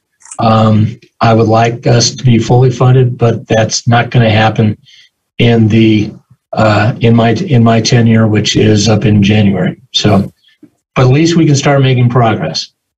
You can see the increase and decrease in fund balance, and you can see the numbers. We're currently projecting a increase for 2020 or for 21-22. And here are our fund balances. At the audit, we do have a fund balance of 8% as our fund balance is compared to our overall expenditures. So that's a reserve of expenditures of 8.5%. Obviously, with a decrease, we're looking at a loss of a little bit there, but we're hoping to increase back up. Our general fund, our general restricted fund, I'll spend a little less time here. Basically, what we can show as revenues are to the extent of our expenditures in almost all of our programs. And so as we go through all of our expenditures, we got salaries, our benefits. You can see how our expenditures went in the previous years. Normally, we don't have much of a fund balance, though we had a little one in 1920. I'm going to figure out where that came from. But we actually do have some monies that are ours that do not have to be spent in order for us to recognize, and that will be one of the changes that I will be instituting from here on out. Again, we have a year-to-date number, so currently we're showing that we have some revenues, but some of that is going to be reclassed as deferred revenues because we're recording more revenue than we are showing in expenditures. So as we true that up, that will be reduced. But we're looking at, and then these columns here are just a roll up, and due to the effect of the final budget. I will say one of the things that stands out greatly is this capital outlay of the $1.7 million, and a lot of that is when you look at the priorities that we have, a lot of those priorities are equipment based, and a lot of those purchases are going to be made. Are going to be made out of several of the restricted categorical programs. I know that there's interest by the Planning and Budget Committee, and I'm going to supply them with some more information on that at possibly our next meeting or the one in November. Anyways, for present and future considerations is that, to paraphrase Title V, you have to have a final or adopted budget in order for the district to have authority to spend. And Title V of the regulations says on or before the 15th day of September, the governing board of each district shall adopt a final budget. And at 58306 states that if the governing board doesn't adopt a budget, the state chancellor's office may withhold some of our apportionment or local monies. Okay, not that we're putting any pressure on the board, but one of the things about budgets, and I cannot stress this enough, budget documents are not a static instrument. Okay? They can be amended by the board throughout the year as we get additional information, or as we get grants and other fundings come through, or our expenditure priorities change. We do have that capability, and it will be the district's task, throughout 21-22 to periodically review the budget and assess whether amendments are needed. And with that, do you have any questions? This is fabulous. Thank you very much. I do have really a question. Well, I guess it's a question. Since you're into adding columns, and I'm getting better use out of these all the time, so I can read them. I would love to see a couple of additional columns just to kind of help us. And one of the things that I always appreciated having access to in budget documents that I've used in prior lives was having not just the year-to-date amount, but the year-to-date percentage. And then also how that year-to-date percentage of that line item or that section of the budget compares with the same year-to-date from the previous year. Since the amounts at the bottom of the column can change all the time, that having a percentage, I think, helps us to look at, are we in the right place where we should be right now at a given time. So I would love to see that. All right. It's going to be, that can be done. I'm not saying no. I do know that when you're presenting on PowerPoint, that you can have many, many columns and it gets to the point where it's a little hard to see. Right. However, if that is something that the board wants to see, and I can certainly do it in conjunction with the presentation of the CCFS 311Q, which is a quarterly report that you all review and approve, but I can produce spreadsheets that have that information that will have that kind of detail that you want, and I'm going to spare everybody their eyesight. And yes, I have glasses too, because when it gets that small, it is very, very hard to read. And doing it more at a more macro level, because there are always going to be slight variances. But when you get to some of the major categories, that's where you can actually, that's where you can see like a 20% increase in something. But if the budget or the amount from year to date, you're only talking about a $10,000 item, 20%, you may focus on that, but it's that 2% increase in a budget that is like several million. Yeah. That's the one that you really need to look at. So I understand percentages, but it's both the amount and the percentages. And for me, it's helpful in terms of seeing expenditures, like where, again, where are we right now in September of this year compared to where we were in September of last year with the percentage of expended from this amount.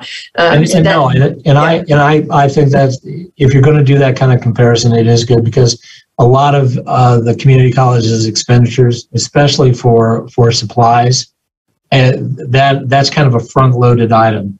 The salaries and benefits, that's more consistent throughout the year. And then, of course, when we get to year end, that is also a large expense, because that's when we're finally getting in all of the bills from all of our vendors. Right. But that can be done. Thank you. I see Trustee Iverson has a question. I just had a question on kind of like, can we have a rainy day fund? And where would that be? It doesn't rain in California. Didn't you know that?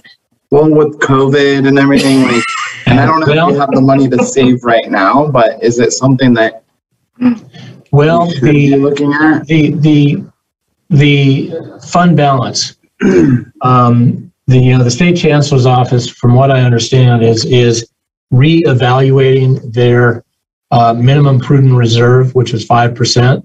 They are now looking at some of the general fiscal officers, GFOA. I think there's been a recommendation that districts may want to consider having 2 months of expenditures. When I asked the state chancellor's office what they meant by that, because when you have certain months that are front-loaded for the entire year, they said, no, that's going to be about an average. So if you're saying, okay, well, 2 months, of expenditures, if every month is about 8.3% of your total expenditures on averaged out over a year, they're kind of saying that you should have a 16.6% fund balance as a reserve. That's quite a departure from where things have been before. I do know that the State Chancellor's Office used to have a document called the Fiscal Data Abstract, where you could see how all the districts in the state were doing with regards to their fund balance. I cannot find that on the website. They may have called it something differently. This is what happens when you get out of community colleges for a year. Suddenly you go back and all the websites have changed. But I will say this, that as of a year ago, I would say fund balance of about 8% was the lower 50% of all the community colleges. So the adequacy, where's our rating day fund? It's in the fund balance. Right. I think we may have to actually wait for rain. Be careful what you say, especially these days. Happy for rain. Any other questions or comments?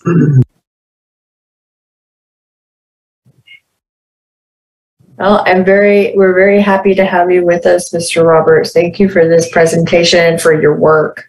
And looking forward to moving forward and nailing down some of our processes with you. So I will entertain a motion to adopt the final budget as presented. Move for approval, Trustee Iverson. Second. All right, we have a first from Iverson, a second from Trustee Rios. Trustee Goff, what is your vote? Aye. Trustee Iverson. Aye. Trustee DeLuna. Aye. Trustee Rios. Aye. Student Trustee Soto Gonzalez. Aye. I will also vote in the affirmative, so we have an adopted budget. Thank you very much. Okay. Moving on, we are now at, where are we? Human Resources, at 14.1, acceptance of the 2021-2022 initial proposal for negotiations from the Napa Valley College Faculty Association, CCA, CTA, and EA. Do we have any public comment on this item? We do not. I have not received any. Can I then get a motion to accept? Motion. So moved from Trustee Goff. Do we have a second? Second. Second from DeLuna. All right. Trustee Goff, what is your vote? Aye. Trustee Iverson. Aye. Trustee DeLuna. Aye. Trustee Rios. Aye. Student Trustee Soto Gonzalez. Aye. And then I also will vote in the affirmative. So we have unanimously approved. Do we accept? We accepted. We did something. It's amazing how much faster it goes with only 5 people instead of 7. All righty then. Okay. So then we're on to 14.2, approval of the Napa Valley Community College District initial proposal for negotiations with the Napa Valley College Faculty Association, CCA, CTA, NEA for the contract period beginning July 1st, 2021. Do we have any public comment? I have received none. Do we have a motion? I'll move. I heard, I'm going to say Trustee Goff, and I'll give Rios the second. And any discussion? We're going to say, Trustee Goff, what is your vote? Aye. Trustee Iverson. Aye. Trustee DeLuna. Aye. Trustee Rios. Aye. Student Trustee Soto Gonzalez. Aye. And I too will vote in the affirmative. So we passed that one unanimously. Then we have, 15.1, Student Affairs and Information. This is the NVC Basic Needs Center update. Is Ben Casada with us and Kyler Thompson? I think they have a presentation for us. Yes, we both are here. Thank you. You have the floor, sir. All right, thank you. Good evening, Board of Trustees, employees, students, and the public.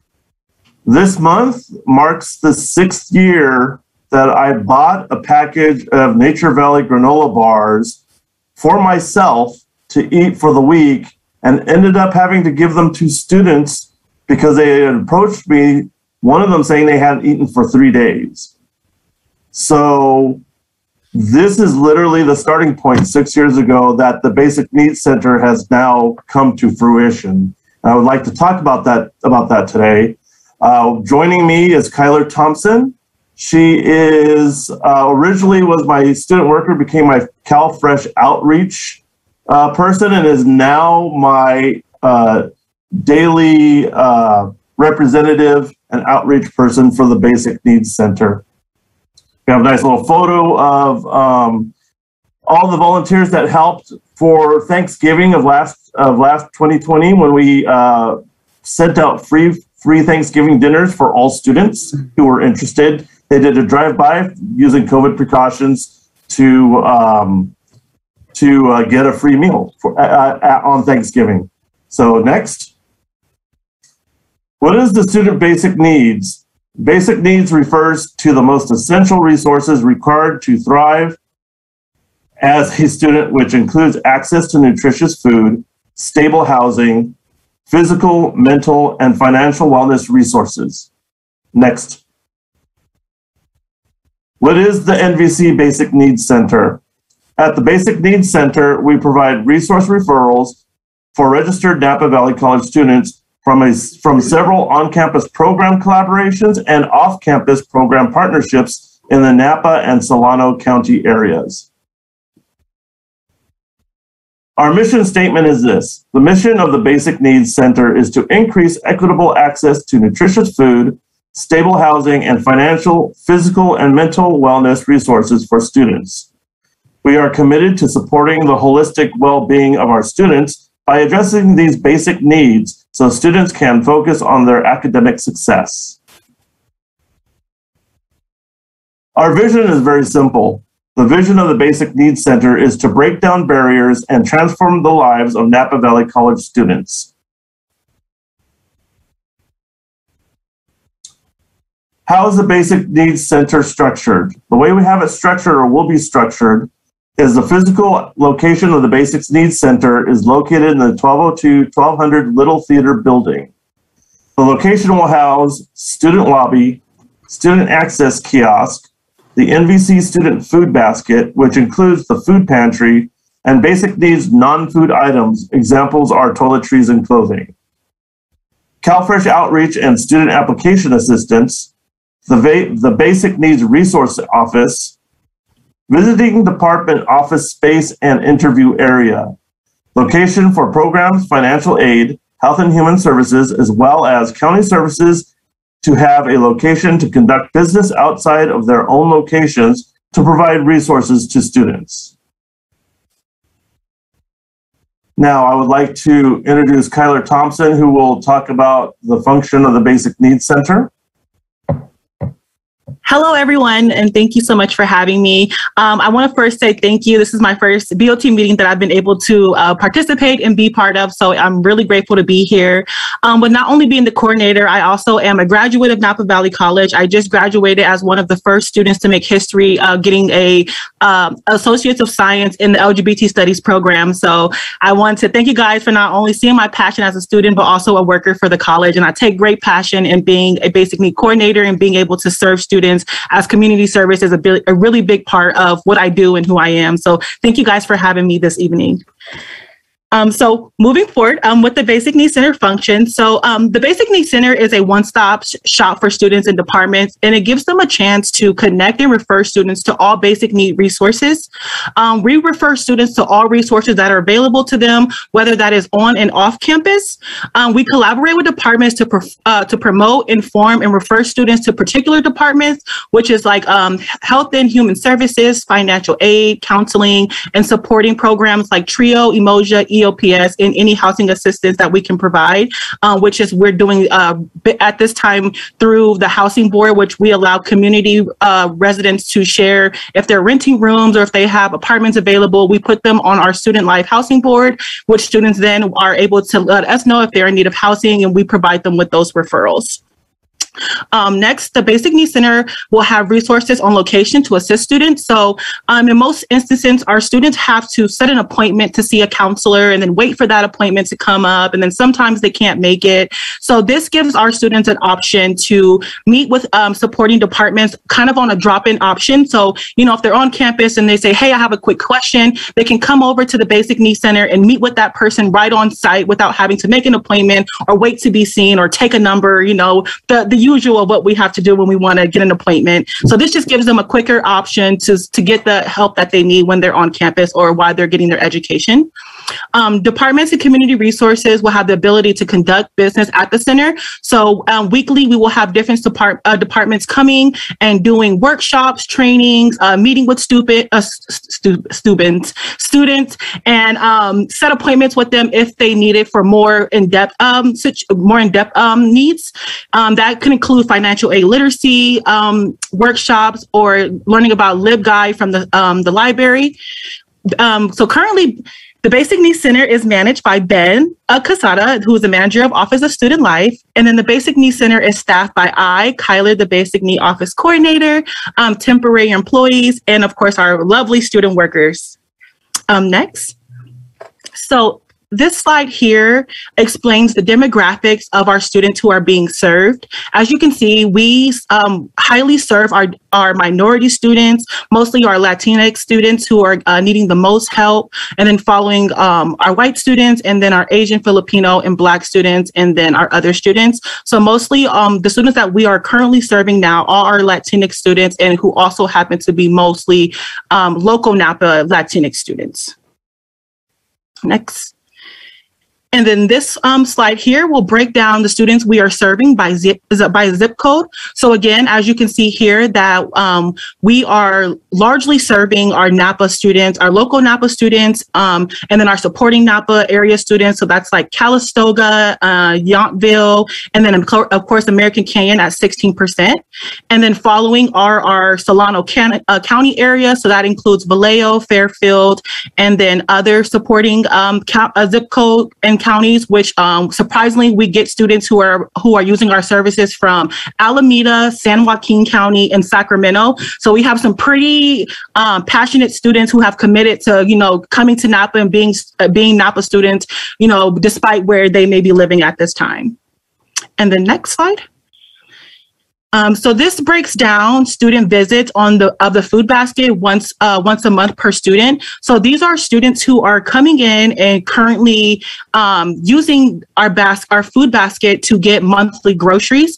You can see that in like December, June time, that's usually the times we're getting ready to go on break, so that you see that the number is a little bit lower there. But usually when the semester is going on, like February, March, April, where we're in like the mid of the semester, you see more students are using our services. So it very much fluctuates, but we have definitely seen this pattern consistently, where we're getting more students during the mid part of the semester rather than the beginning or on breaks.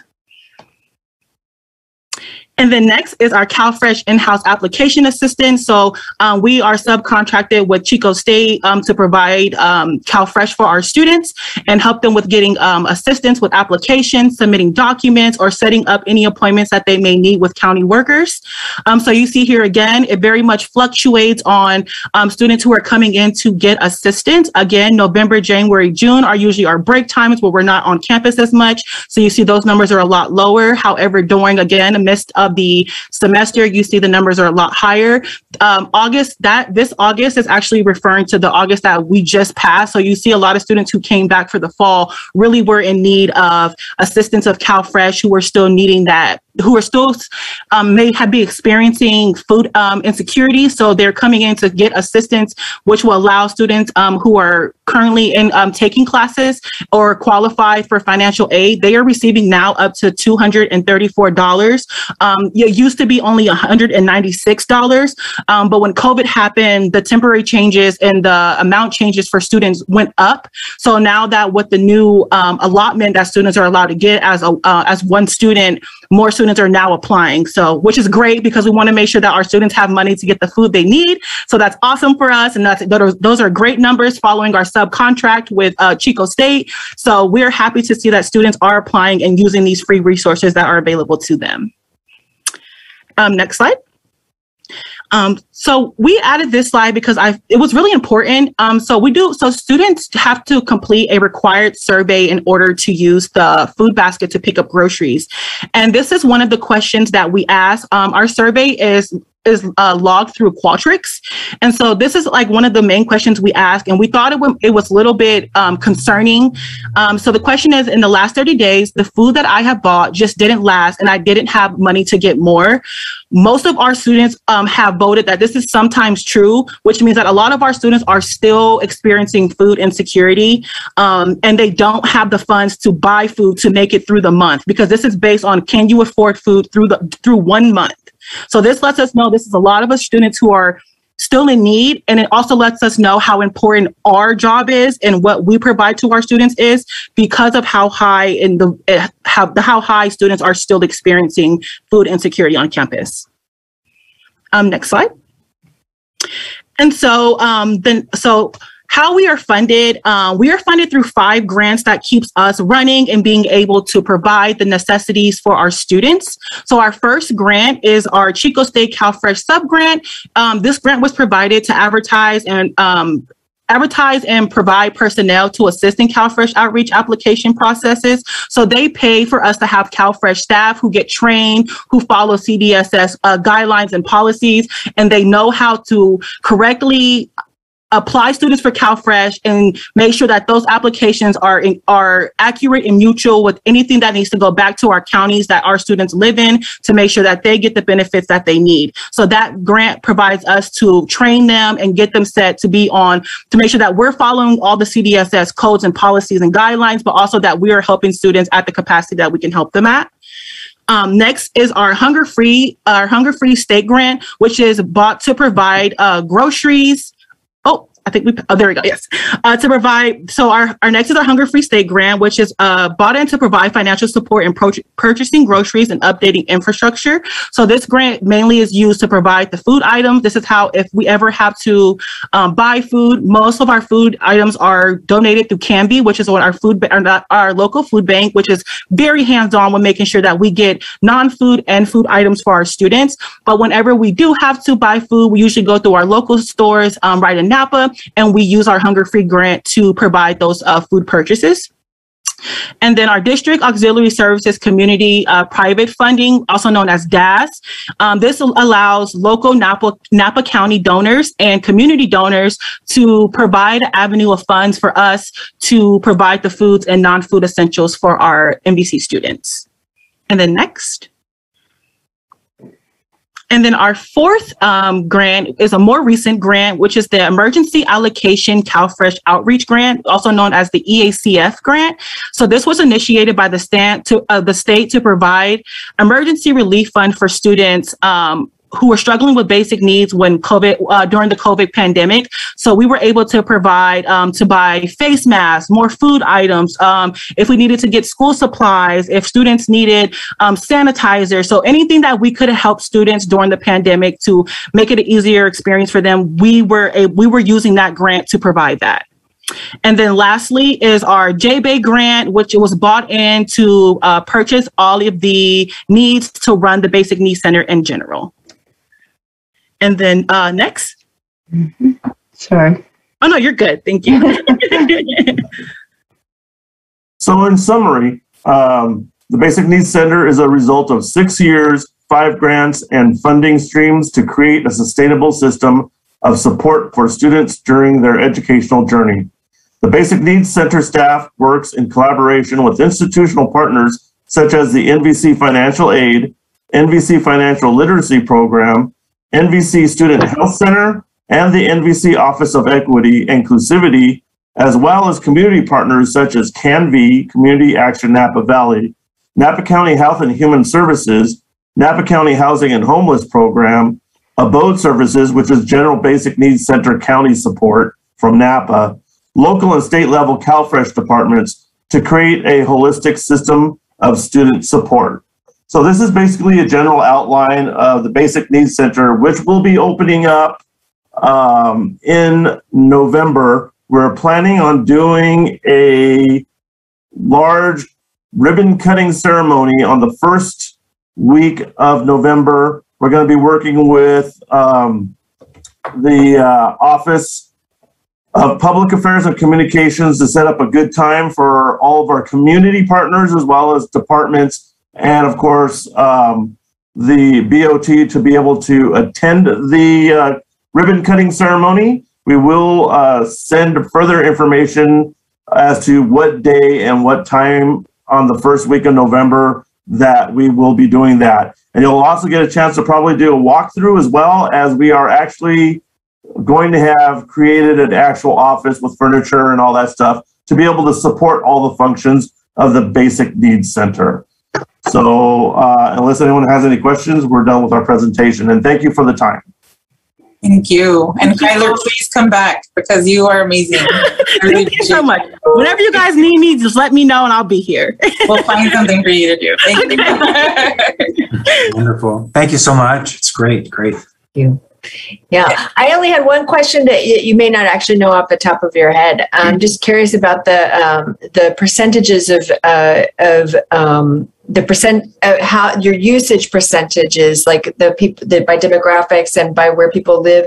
Do you have info on how that compares with just our general enrollment stats? Like if it's reflective, if it just kind of average, or if there are certain groups that are struggling more? So the one thing we've done since day one is started tracking in general who's been coming in and stuff like that. So we actually have 4 to 5 years of actual general tracking, and then 3 years of the questionnaires that we did in regard to those. So that is information we did not present, but we do have access to. So should the BOT have an interest in particular information, if you want to send that question to my office, more than likely we'll be able to answer those questions by pulling information from the data sets that we've been collecting, because we've been doing that for the food basket. We've been doing that for CalFresh outreach. We will be doing that with our Basic Needs Center as to specific needs and who's coming in.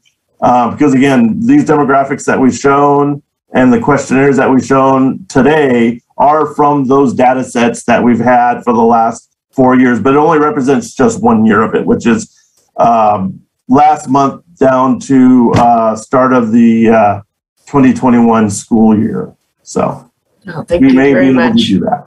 I also yeah, go ahead. I was going to ask if you had any questions, so go for it. I was just wondering about transportation. I mean, I know that the Valley and then also the other areas, is transportation a big need as well?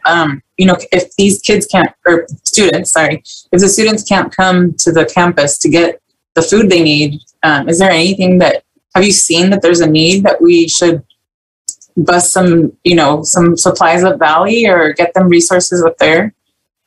Well, I can answer that. I'm actually 3 steps ahead of you. Let me tell you why. So that was an issue that we were having when we were a drive-through, because when COVID first started, we were doing drive-through where students weren't even coming into the building. We were just driving, they were driving up and we were handing them their groceries or putting them in the car for them. And we noticed that we did have students who couldn't get to campus. So this year, I connected and started a partnership with Robin, who is the new communications person Carolyn over at NVTA, and I am now in charge of getting her list of students who have transportation issues, and she is now providing them with preloaded cards where they can now use these Clipper Start cards. They're preloaded with $20 to $50, and students can now use those cards to get to and from campus to get their basic need items. So whenever they say, hey, I need this service, but I can't get there, I let NVTA know, and then they provide me with Clipper Start cards already preloaded to give to those students so that they can come to campus and get what they need. Great. Thank you so much. Okay. I also had a question about, you said you guys were going to furnish the center. Yes. Do you guys have a wish list or anything you could share with us? And maybe we have some things that we can donate, or some, I don't know, anything that we could help with. I'm sure the campus community would help as well. Ben, you want to chime in? So we had stated pretty much for the last several years that it was going to be a self-sufficient system. So a lot of our office stuff has already been taken care of by a JBAIT grant, which are basically a grant from a group here in California that said they were more than happy to supply us the finances needed to create a professional center with current and updated equipment and furniture, because their whole thought is that it should look as professional as the classrooms and offices on campus. But I'm pretty sure we could come up with a list of stuff that we could look for and have a need for. So I'm pretty sure we could supply you with one. Awesome. Thank you. But if you guys are interested in donating, I really recommend getting in contact with Carolee Catalia. She runs our DAS fund through the college. And usually when you guys donate or contribute, she'll connect you, because then you guys can fill out kind of gift of kind forms for tax write-offs. And she'll be able to give you the EIN numbers to further, make sure that all of the paperwork part and the donation logistics is done correctly. So if you're ever interested, feel free to reach out to her. And if you need that information, I'll be happy to provide it if needed. I would love it. Thank you. Awesome. I see, Trustee Goff, you've got your hand up. I do. I just wanted to say, Mr. Casada, I don't know whether you realize it, but you presented at one of the first board meetings that I was a trustee in. And I remember you very well. And I'm just so happy to see you back. At that point, you were talking about the food basket program and how important it was. And I'm just so thrilled that in 3 years, less than 3 years, you've taken this to this new height. And I just am so thrilled you're able to help these students with these basic needs. You and Kyler are just doing things that students need that a lot of people don't realize. So I want to thank you for all your efforts, and I hope I can attend the ribbon cutting ceremony and celebrate with you. And I wish you all the best of luck, because I'm really proud of what you guys have created. And I think you're building something that will be sustainable, because people will see the need and they'll step up if they can help. So thank you very much for all of your time and efforts in doing this. It really is appreciated. Thank you, but definitely it takes a village to put this whole thing together. I cannot claim all this to myself for putting it together. I have several wonderful workers, Sage and Edward, who works the food portion and the CalFresh outreach. Kyler is as passionate, if not more, about this whole thing as well, and she's been instrumental in putting that together. And even my front office admin assistant, who is Heather Richter, is very much a part of this whole program to be put together. And of course, talking to the students, student government, the clubs, it really has been a coordination of community and college members coming together, answering questions, giving support, and helping for this to become one piece. And of course, the management as well, which is Oscar DeHaro, Robin, Jessica, and all of them, who also are very supportive of this program. I bet you have a lot of people there, but it takes a vision. And one other thing I wanted to point out, I'm with you when, I always have granola bars in my cabinet too, because nobody can learn well if they're hungry. It just doesn't work. So, you guys are helping enable students to actually be able to learn, and that is so powerful. So Thanks to all of you, you and your team. It's greatly appreciated. Great, thank you very much. And I guess we're moving on now to 16.1, which is first reading of Board Policy 5110. If anybody has any questions about this, otherwise all we need to do is acknowledge that we have read it and we will see it again next month. No, I have a comment. Yeah. This change seems to violate the regulation that is cited there. If you scroll down to regulation. I don't know. When I was I think it is still consistent with the regulation. It just takes that where. Scroll down. Keep going. Keep going. To C here, subsection C, shall be provided. I guess the question is, what's the difference between shall be and must? The change here says strongly recommended. But the regulation says shall. Dr. Kraft, what can you tell us? Yeah, it's strongly recommended is exactly what we should be doing. So we'll take a look at this, and if it's a errata, something in here will correct. But I think the Council of Presidents is very clear on what they wanted. So we'll review. This first read is still good. That's what it's for. And come back with the language that makes sense next month with a second read, and we'll make sure that it is the appropriate language. Yeah, and maybe check with CCLC if we need to. I see that Dr. Tejada has her hand raised. Oh, thank you. Mm-hmm. Hi, can I speak on behalf of this since I'm a member of the Council of Presidents? Go for it. I'm okay with it. Is that okay? Because I want just to kind of refresh the conversation. We actually did consider this language, and there's a couple of things. CCLC templates are recommended language, but when the recommended language takes us away from our actual practice, we are obligated to share the actual practice, right? Because then we would be not abiding by our own policy. And so that is why we use strongly recommended. At this time, the district does not have the funds to hire the amount of counselors that it would take to do what the template says. And remember that the template is recommended language, but what supersedes that language is what is the practice that is actually happening on the ground.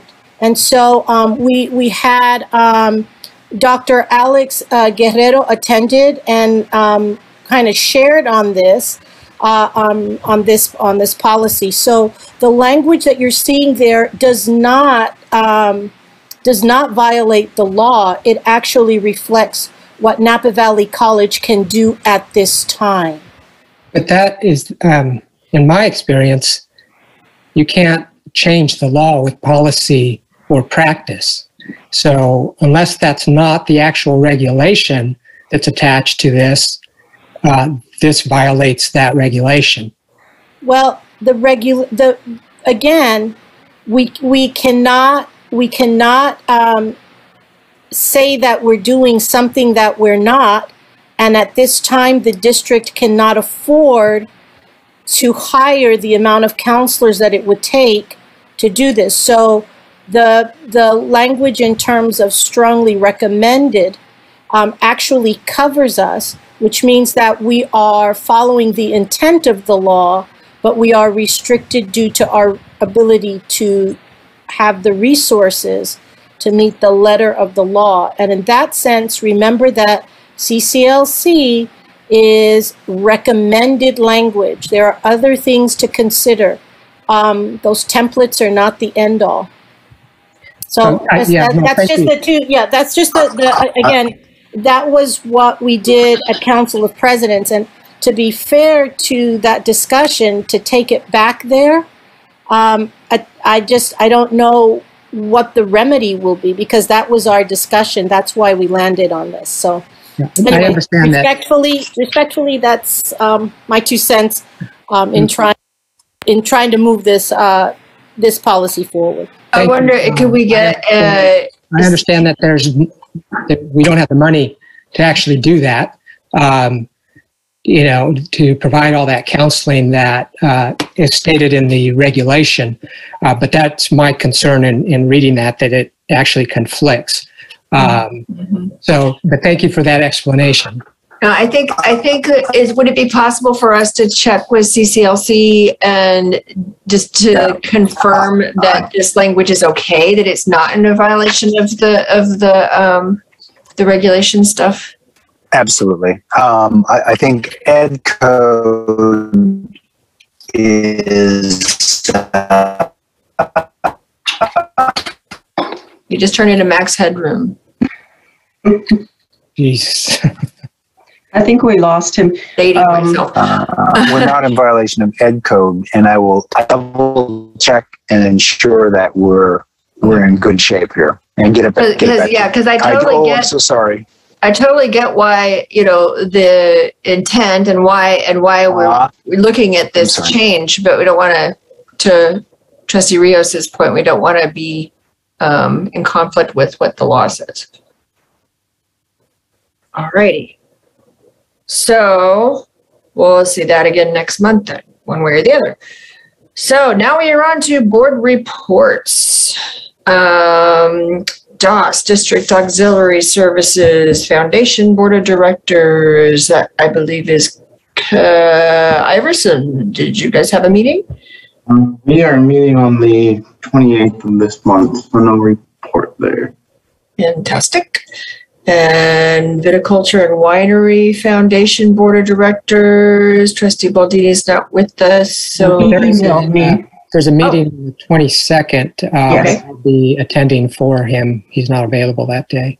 Thank you. Legislative Affairs, Trustee Goff, anything new? Yes, our fabulous Holly Dawson sent me an update today. And this is what she said, that last week was a fiscal committee deadline, which means all legislation with the fiscal costs had to be passed out of appropriations committees. Several bills we're watching moved out of committee, some with amendments. One bill that our board took a support position on, that AB 927, the statewide baccalaureate degree pilot program, has moved through both houses of the legislature without a single no vote. This is good news. And is now headed to the governor. This is the one that we sent a letter of support to. So we're still on hold, still watching, but that bill, it looks, we're pretty hopeful on that. And that's the update we got. So thank you again, Holly Dawson. Great. Okay, so Audit and Finance Committee, you guys got the treat of being the Audit and Finance Committee tonight. So nothing to report there. Real Property Committee, where there has been no meeting. McPherson is on hold until spring. Napa Valley College Foundation Board of Directors, Trustee Iverson, anything? I think Jessica covered that pretty well tonight. Alrighty. And let's see, the SHEG Award will also be in spring. We're missing Steering Committee. Trustee DeLuna, anything from Academic Accreditation Steering Committee? We've just been working really hard. I want to thank Robin and James for everybody. Really, we know who you mean. For their hard work. It's been crazy. I've been attending a lot of meetings. I know they're working really hard, and I just want to thank them so much for all their hard work. And we do have a lot of work to do. I would like to get some feedback from the board regarding, was it 4C, I think? Can't remember the number that we spoke about earlier. And I'll be talking a little bit more about that in my report. Okay. All right, then. Future agenda items. We get that open. Stay open. And I added some of your items from your notes on the retreat. Oh, good. Thank you. All right, then. I have a couple of things, that are on here already. We want to make certain that we get them. So do we have the board goals? We actually at the retreat, we had created a ad hoc committee with Trustee Iverson, DeLuna, and Baldini to update our board goals. And also, they also volunteered to tackle the officer election / appointment procedures. So I know we want to get both of those done pretty quickly. So maybe we can have you guys come back with something next month. I talked with Trustee Iverson yesterday, and I think he volunteered to spearhead that. If he didn't, I'm just volunteering you right now. When does Trustee Baldini get back? I do not know. You said that, Trustee Rios, you said that there was a meeting on the 22nd that you were. Yes, but I don't know if this absence today extends, that long. I just know that he's not going to be available for that meeting, and he asked me to cover. Okay. And Inez and I will connect, and we'll get some dates together, and we'll send them to Trustee Baldini, and we'll get that done. Okay, and I'll see if I can't find out when he'll be back, and if it feels like it's starting to get a little short, maybe we'll shuffle things around or just let you guys do it. All right, then. I just wanted to also just point out that diversity training is the DEI, diversity, equity, and inclusion, which includes implicit bias and racism and all that fun stuff. So I know we talked about it a little bit at the board retreat, but definitely hope that that's going to be on one of our agendas coming up or a special meeting. And I'm actually hoping that also that when you return from the conference that you'll have a lot of stuff that you can share with us as well. So maybe we can roll those two things together and have. There's also a series of workshops from the CCLC that I've signed up for, and I urge other trustees to do the same. They're in the evenings on Thursdays, I think. But we just got a message about those this week. Okay, good, thank you. Tour of facilities, we were just discussing during the retreat as well, and possibly doing something, either walking tour or Trustee Baldini even mentioned a drone, which sounded fun. Audit, we've got, yay, we can take that off. Oh wait, that's for next year. Dang it. But we still have an update, so we're okay. Yeah, we're you okay. did provide that. We have an update. We're good. We're online. Oh, sorry, I'm being loud. It's after bedtime. Vaccine mandate. We're working towards something. Work study session on board policy.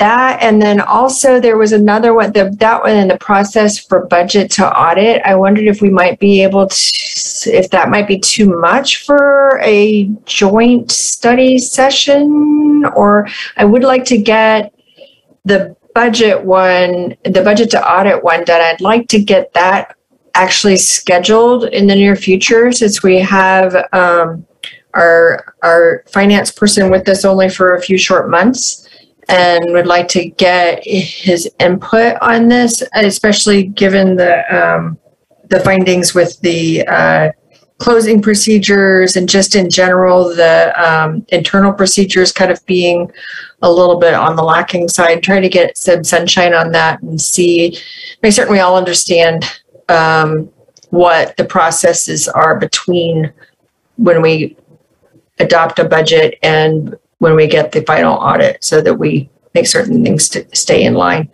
And then the other one that I wrote down, two things actually.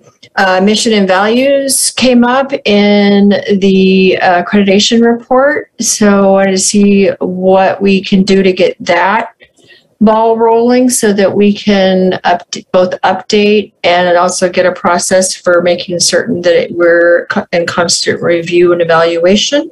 Yeah, I brought that up at the retreat. So because we haven't changed them since 2012 and 2000. Yeah, it's been a while. Yeah. So, and even if we're not changing them, we should at least look at them.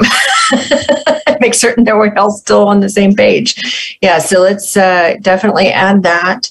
And then also just returning to our discussion from this summer about the board relationship with Academic Senate, we had talked about having a joint committee of sorts to talk about a number of things, but I'm wondering if we can maybe roll that kind of just the communication relationship part into the charge of that committee, which, if I can remind everybody, was going to be myself and Trustee DeLuna and Trustee Iverson. So we that kind of just got stalled, and I want to make certain that it doesn't go away. So I want to make certain that we keep moving, and then just, if we need to update our plan for how we're going to tackle this and come up with some ways to move forward, that would be great. Yeah, if we could set a meeting before the next board meeting, that would be great. That would be fantastic. Yeah. So, and I know that Dr. Tejada had already identified a couple of people from her team that she wanted to assist with that as well. So maybe we could come up with a meeting, like you said, get something on the calendar so we can just come up with a game plan. I also wanted to, on the professional development and onboarding, I wanted to, and I don't know if this goes together, but I wanted to see if we could also, sorry, something just started to print on my printer. If we could also visit the budgeting for association memberships. So we're not a member of HACU, the Hispanic Association of Colleges and Universities. And I had sent a message about APITA, the Asian Pacific Islander Trustees and Administration Association. I just feel that based on our demographics and also going back to diversity and equity, that we need to be as much part of the process and the activism and the information gathering with all these groups. So I just would like to look at that again, because I know I've brought up a couple times, if we're part of these associations, we're also not in the ACCT. So just if there's reasoning for not doing that, I would love an explanation, but if not, if we could look at that as well with our review. And we could definitely take a look at that. Just at least find out what the status is, and if it's been something that's been reviewed before, and like I said, find out what where we are and why. All right. Anything anybody else wants to add to this list? No. Well, the list is getting. We had a clean slate for a little while. Now it's getting long again, so we got to start tackling it. I'm gonna work with Dr. Kraft, and we'll be in touch with several of you just to kind of get some of these balls rolling again. All right, then. So we are ready now for trustee and board chair reports. So let's see, Trustee Goff, do you have a report? I don't necessarily have a report. I just wanted to echo Trustee DeLuna's thanks and appreciation to James McGowan and Robin Warnall and all of the people at Napa Valley College who are working on that report. I know what a monster that is and how tedious it is. And their reports are so thorough, and they just are working so hard. And I just wanted to express my appreciation, because that is a monster of a thing to do. So I appreciate all their hard work. That is all. Thank you. Trustee Iverson?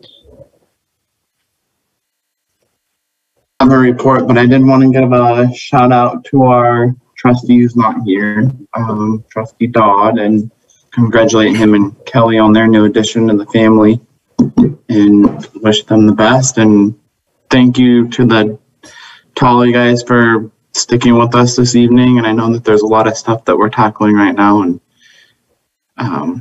have faith in your board. Hopefully everybody had a good protein shake earlier.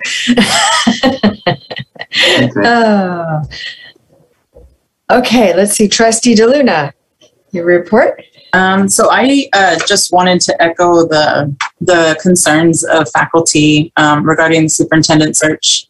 I don't feel we're being transparent or open in the process. I, as a trustee, feel very excluded in what's happened, and And this is our only chance. This is our chance and our only job to hire a superintendent. And it should be an open process. We should all be part of it in some way. We should all know what's happening. And I don't think it's appropriate to have to come to a board meeting and find out. I also don't feel that it was appropriate that a contract was amended and approved by just the chair and the board wasn't even able to see it. I have so many, just so many issues with what's happening. And I would love to be able to just have some time to just take a few steps back and just discuss what's happening, discuss the timeline. I also am concerned that by trying to hire somebody mid-year, we won't be getting as qualified a candidate as if we waited. I haven't received any further information besides what I reached out and asked for today regarding these issues from anybody on the board or Dr. Kraft. And since I spoke about them on August 28th, and if I as a trustee don't feel part of the process, I totally understand why the community and why faculty don't feel that they're being considered as well. So that's all I have to say at this point. And I think as the board, we need to model the practice that we hope that our administrators and our faculty and everybody would follow, an exemplary search process where we are bringing in a qualified, excellent candidate to be the head of our school. And I just don't feel that we're there right now. Trustee Luna, if I can respond just briefly, I think that what is being confused as a lack of transparency is quite simply that nothing's happened yet.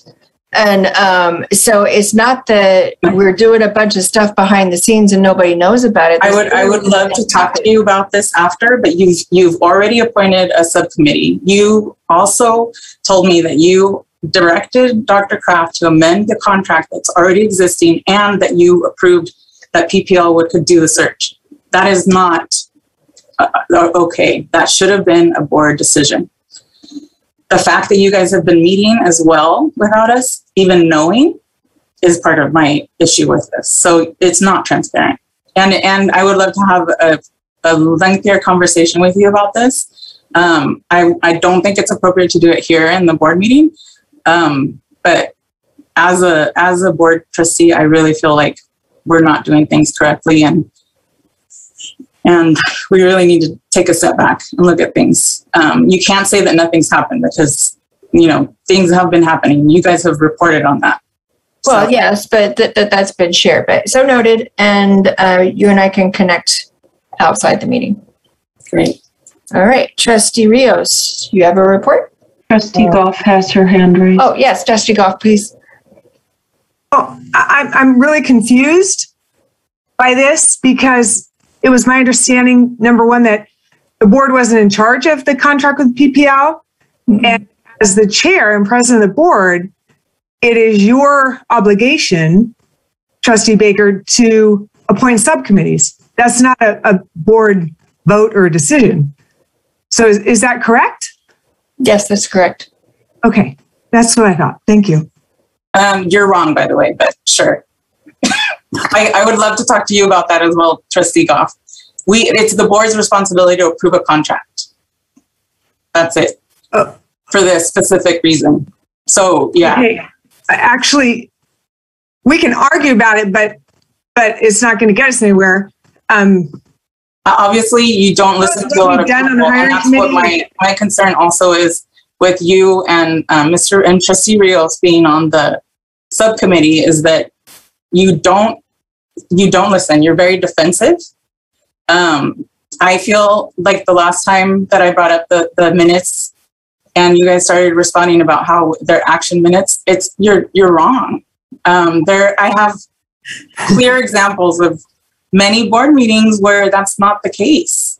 Well, I was just telling you what Catherine Kittle told me when I did exactly what you were asking them to do. That was what I was told. It would be nice if you had said it that way. I appreciate it. It would have been nice if you had said it that way. That's not how you said it. I would love to have a conversation with you, Trustee Goff, because off the record, because I have never been able to talk to you. And that's another issue that I have on the whole onboarding with the president. Okay. There's so many issues that have come up lately, and faculty have brought them up, and I just feel like we're not listening. Well, again, not always, sometimes not getting the answer that you want gets equated with we're not listening. Right. But, we're happy to have a conversation after. If you want to have a conversation with me, if you want to have a conversation with me and Trustee Goff or any, whatever is fine. It's unfortunate that your onboarding was at a bad time in terms of our ability to really do what we would normally do. But we also just, this is always a process. There's always things that we're always learning. All of us are always learning new things about this job. That's why it takes a while to get up to speed. And, but we do want to make certain that everybody has an opportunity to be heard. But again, with regard to the CEO search, there have been no secret meetings. We have told the community at large what the plan is, what we are doing, what has been done. We have invited all of the constituents to participate. We are having meetings with them tomorrow. It is my prerogative as the president of the board to make those appointments, and I did. I apologize that you are not feeling that you have been adequately represented, and we will try our best to remedy that in the future. So, Trustee Rios, do you have a report, sir? Yes, a brief one. So I attended. Thank you to Catherine for sending out these reminders and about the CCLE or CCLC trustee webinars, and I attended one at lunchtime today, and it was on DEI. It was kind of an update on what's going on, the programs like the program that Trustee DeLuna is going to, I think in October. They talked about some other programs they're developing, including some self-study modules that they were explaining there'll be a couple of them available on the CCLC site within a couple of weeks, and they're working on a whole series of those. So I found that interesting to me. I hadn't attended any of these webinars just because usually I don't have time, but it worked out today because I got Catherine's reminder at just the right time. And when I saw that, I signed up right away. So the presentation was going to be emailed out to those who attended. So I'm happy to share that so that everybody can have those links and the links to some other programs that are online, other presentations on DEI that are available.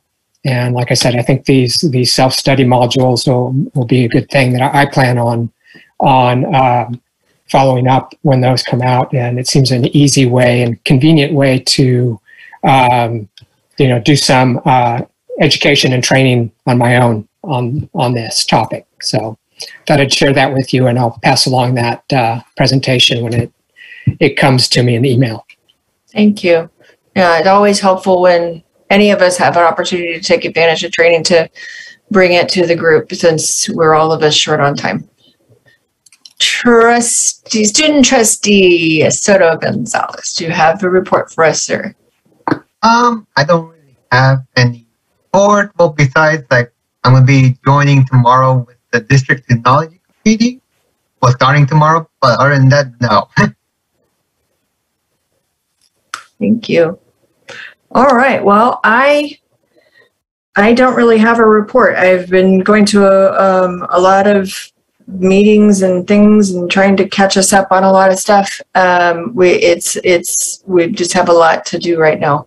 It's going to be a busy couple of months, but we're not going anywhere. Well, at least all of us except for Michael apparently aren't going anywhere. So, all right. So then we do not need to go back into closed session.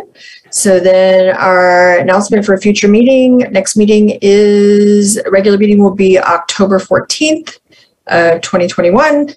And we are then adjourned at 9:37 p.m. Thank you. Good night. Night. Night.